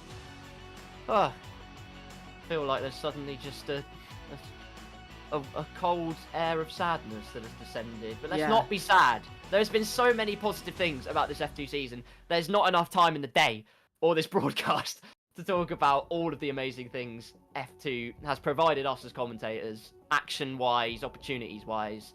We could go on about it all day. Josh, do you have any really fun, abiding memories that have come from the F2 Creator Series? I mean, I only joined back in round 5 back in Mexico. That was my first race here in the Creator Series, and I have to say that was probably one of my favorites. It was such a chaotic one, but yeah, it was an amazing one to watch, an amazing one to commentate. The wildcard made it very exciting, and just how welcoming everybody was when I first joined. That was something that was really, really nice. Yeah, I mean, I could say much the same, exactly. I've been on the Creator Series thing now. Well, I started out in F1 at the end of the F1 23 game cycle. Had a little bit of a break because life just is a bit busy, as it always is. But F2 has been a mainstay in my commentary in particular. It has given nothing but the most astonishing action week on week, every single one I've been able to do. I've had the pleasure of commentating alongside some absolutely wonderful people, and long may that continue in the long run. Josh, yourself in particular, well done you, mate. Absolutely aced it this week. Also, shout out to the likes of Copcast, Jess Ball, T-Dub. I could go on forever with the names I could list off on the F2 Creator Series side of things, but you've all been an absolute joy to work with. Everything from all of this you see in front of you, this broadcast, the people behind the scenes, who I will always give a shout out to because they devote so much into this, and they always give 110%, and like it wouldn't be possible without them. So a huge thank you to Matt today in particular, to Eyes Amusing, to Gareth Allen, to anyone who has done production on the F2 side of things. Long may it continue for you, because hopefully there are many, many opportunities around the corner. In F2 world at least, it's goodbye, but hopefully not goodbye forever, and I'm sure there'll be another new exciting opportunity just around the corner. We've talked to people and talked about this race so much, we're on the verge of being out of time, which is absolutely crazy. I've never reached this particular point of proceedings. Josh, final words on Abu Dhabi, the weekend as a whole. How do you summarise it? Amazing racing. It's definitely one of the best races we've seen this season. The two drivers on the podium with career best finishes. Final win for Gwatz as well. It's been an absolutely amazing race. So much action, and from our perspective, a lot of points for the commentating team. So yeah, absolutely amazing one. It doesn't get better than that, ladies and gentlemen, and I echo the sentiments up and down. Ladies and gentlemen, Dale's raiding. Thank you, Dale. Thank you very much indeed. But alas, we shall bid you adieu for one final time in the F2 Creator Series. The last one of the season, and the last one maybe for a while. Hopefully, it's not goodbye forever. All that remains to say is thank you all so much for watching what has been an absolutely enthralling series from start to finish. Look at all these social medias up above you. Follow them, because there'll be all the clips from this race, I imagine, from all the F2 races, also the F1 races, WRC alike, all of the Creator Series goings on. Go and follow all of these, because they will not disappoint you. It's just a sprinkling of the flavour that Formula 2 Creator Series and all other elements have been able to bring to the table. Josh, where can we find you on the internet? So most of the time I will be commentating over on the SDRL official Twitch channel. I have a Blue Sky account, it's chocolate, which I very rarely use. Still getting used to the whole social media thing, but you can find me there as well. Wonderful stuff. And ladies and gentlemen, where can you find me? You might be asking. Well, ladies and gentlemen, let me tell you where you can't find me. You cannot find me in Bulgaria. You definitely can't find me there. But I'll tell you where you can find me. I have a very distinctive name. In fact, nobody else has it, really. So if you search up Carl Poranic, I'll be there. I have a YouTube channel called Carl's Cars. I commentate for FO5 Esports, and a league called Blackout Gaming over on Twitch. I mean, they're all absolute legends. And, of course, I do all of this shebang as well. And deep breath, ladies and gentlemen, because it really is time to depart. What a race it's been. If you ever needed a catalogue or a depiction of just what kind of series F2 Creator Series is, it's not been just about the racing. As Gwatz and Kareem will have told you, it has been so much more than that. All that remains for us to say is firstly, thank you all so much for watching. A huge shout out to Monkey Matt on production today, because my god, if you can't believe it's not butter, you best believe it was. He absolutely aced it today, so huge shout outs to you, Matt. Thank you to Josh. You've been an absolute dream to commentate alongside, and hopefully we get to do it for many, many more Creator Series goings on to come. But until that day arrives, from us in the F2 Creator Series commentary box, thank you again for watching. Have a wonderful rest of your day. And, well, goodbye.